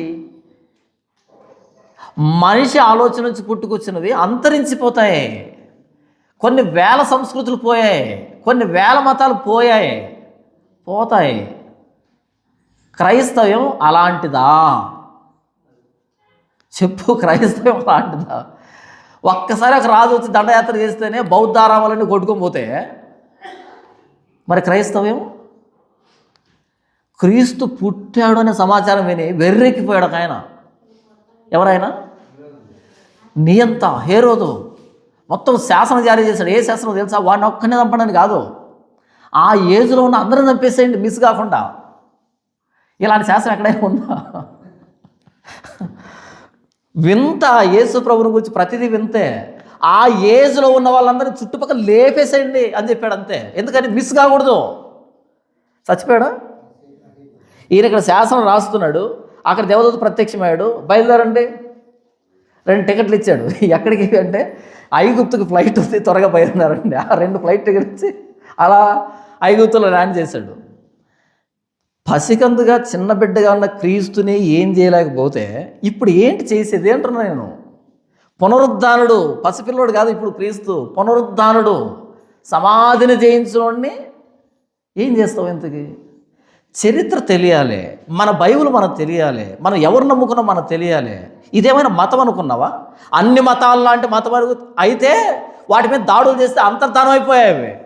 క్రైస్తవం మీద దాడులు జరిగితే వర్ధిల్లుతుంది. ఇది దాడులు జరగకపోతే వర్ధిల్లదు. అన్నిటికీ లక్ష్యం ఏంటి తెలుసా? దాడులు జరిగకపోతే నాశనం అయిపోతాయి. క్రైస్తవునికి కూడా లక్ష్యం ఏంటి తెలుసా? దాడులు జరిగే కొద్దీ కొత్తగా మరలా ఏమంటారు, అది నవయవనంలోకి వస్తుంది క్రైస్తవం అనేది. మీరు చూడండి క్రైస్తవ చరిత్ర, దాడులతోనే ఇది వర్ధిల్లుతుంది. లేకపోతే మనం సోమరిపోతులు అయిపోతాం, స్పిరిచువల్ ఫ్యాట్ ఎక్కువైపోతుంది. కాబట్టి స్పిరిచువల్ స్ట్రెయిన్ కావాలి. మరలా ఏమంటారు, క్రైస్తవానికి స్పిరిచువల్ మజిల్స్ డెవలప్ కావాలంటే స్పిరిచువల్ ఫ్యాట్ కరగాలంటే పర్సిక్యూషన్ అనే వర్కౌట్స్ కావాలి. వద్దా? ఎందుకు ఉలికి పడాల్సిన అక్కర్లేదు. ఇంకో మాట చెప్పమంటారా? ఏ చర్చి మీద అయితే దాడి జరుగుతుందో ఆ చర్చిలో అంతకంటే ముందు జరిగిన పరిచర్య కంటే డబల్ అవుతుంది పరిచర్య. ఆఫరా కాదా? చాచి తంతే ఎగిరి బూరెల బుట్టలో పడ్డాడు ఇంకొకడు. లాభమా నష్టమా? చాచి తన్నారు వాళ్ళు, వాడు ఎక్కడ పడ్డాడు? వెళ్ళి బూరెల బుట్టలో పడ్డాడంట. మంచిదే కదా. క్రైస్తవ్యానికి శ్రమలు ఇబ్బందులు కొత్త కాదు. ఇవి లేకపోతేనే క్రైస్తవ్యం సోమరిపోతవుతుంది. బైబిల్ చదవండి. యెహోవా అష్షూరు రాజులు ఆ జనములను వారి దేశములను పాడు చేసి వారి దేవతలను అగ్నిలో వేసినది నిజమే. అన్ని మతాల మీద దాడులు జరిగినట్టుగా క్రైస్తవం మీద దాడు జరుగుతుంది, కానీ అన్ని మతాలు పోయినట్టు క్రైస్తవ్యం పోదు. నిజమే. ఆ రాజ్యముల దేవతలు నిజమైన దేవుడు కాక మనుషుల చేత చేయబడిన కర్రలు రాళ్ళు కానీ దేవతలు కావు. కాబట్టి కనుక వారు వారిని నిర్మూలన చేసరి. మనుషుల ఆలోచన నుంచి పుట్టుకొచ్చిన మతాలు పోయాయి, మనుషులు పెట్టిన పద్ధతులు పోయాయి, మనుషులు పెట్టిన సంస్కృతులు పోయాయి. కానీ క్రీస్తు మనిషి కాదే, ఆయన దేవుడే. ఆయన ప్రాణం పెడితే వచ్చిన క్రైస్తవాన్ని ఎవడు ఏం చేయగలడు? ఏమైనా చేయగలడా? ఆ రాజ్యానికి అర్థం లేదు. మరి మనకు అర్థం కావట్లేదా? చరిత్రను అర్థం చేసుకుని చూడండి. ఎంత ధైర్యం వస్తుందో, ఎంత హుందాతనం వస్తుందో. 20వ వచనం చూడండి. యెహోవా, లోకమందున నీవే నిజముగా అద్వితీయ దేవుడైన యెహోవావని సమస్త జనులు తెలుసుకున్నట్లు అతని చేతిలో నుండి మమ్మల్ని రక్షించు. నీవే అద్వితీయ దేవుడివి, నీవే సమస్త లోకాలకి సమస్త ప్రభుత్వాలకి దేవుడు అని అందరూ తెలుసుకునేటట్టుగా మమ్మల్ని రక్షించు అని ప్రార్థన చేశాడు. సమస్య వచ్చింది. హిజ్కియా దేవుడి మందిరంలోకి వెళ్ళి ప్రార్థన చేస్తున్నాడు. ఎందుకంటే హిజ్కియాకి బలం చాలదు, దేవుడి మీద ఆధారపడాలి. మరి ప్రభువైన యేసుక్రీస్తు గెత్సెమనే తోటలో ఎందుకు ప్రార్థన చేశాడు? శక్తి లేకనా? ప్రభువైన యేసుక్రీస్తు గెత్సెమనే తోటలో ఎందుకు ప్రార్థన చేశాడు? శక్తి లేక ప్రార్థన చేశాడా? నేను వేడుకుంటే 12 సేనా వ్యూహాలు వస్తారు కిందికి. పేతురు, నీ కత్తి తీసి వరలో పెట్టు. నేను వేడుకుంటే ఈ సమయంలో తండ్రిని 12 సేనా వ్యూహాలు దిగుతారు కిందికి. శక్తి లేక కాదు ఆయన సిలువెక్కింది. మరణాన్ని ఓడించాలంటే మరణంలో ప్రవేశించాలి. మరణాన్ని ఓడించాలంటే మరణంలో ప్రవేశించాలి. అలా మరణాన్ని ఓడించడానికి ప్రభువైన యేసుక్రీస్తు వారు మన పక్షాన సిలువ మీదకి వెళ్ళాడు. ఆయన ప్రార్థన చేస్తున్నాడు గెత్సేమనే తోటలో, తండ్రి సాధ్యమైతే ఈ గిన్నె నా ఎదురు నుంచి తొలగించు, అయినను నా ఇష్టం కాదు నీ చిత్తమే సిద్ధించునుగాక. క్రీస్తు చేసిన ప్రార్థన, హిజ్కియా చేసిన ప్రార్థనకి క్రీస్తు చేసిన ప్రార్థనకి చాలా తేడా ఉంది. హిజ్కియా మీదకి సనేరీబు వచ్చాడు కదా, అది హిజ్కియా అవిధేయత. కానీ క్రీస్తు ఎదురుగా ఉన్న గిన్నె మన అవిధేయత.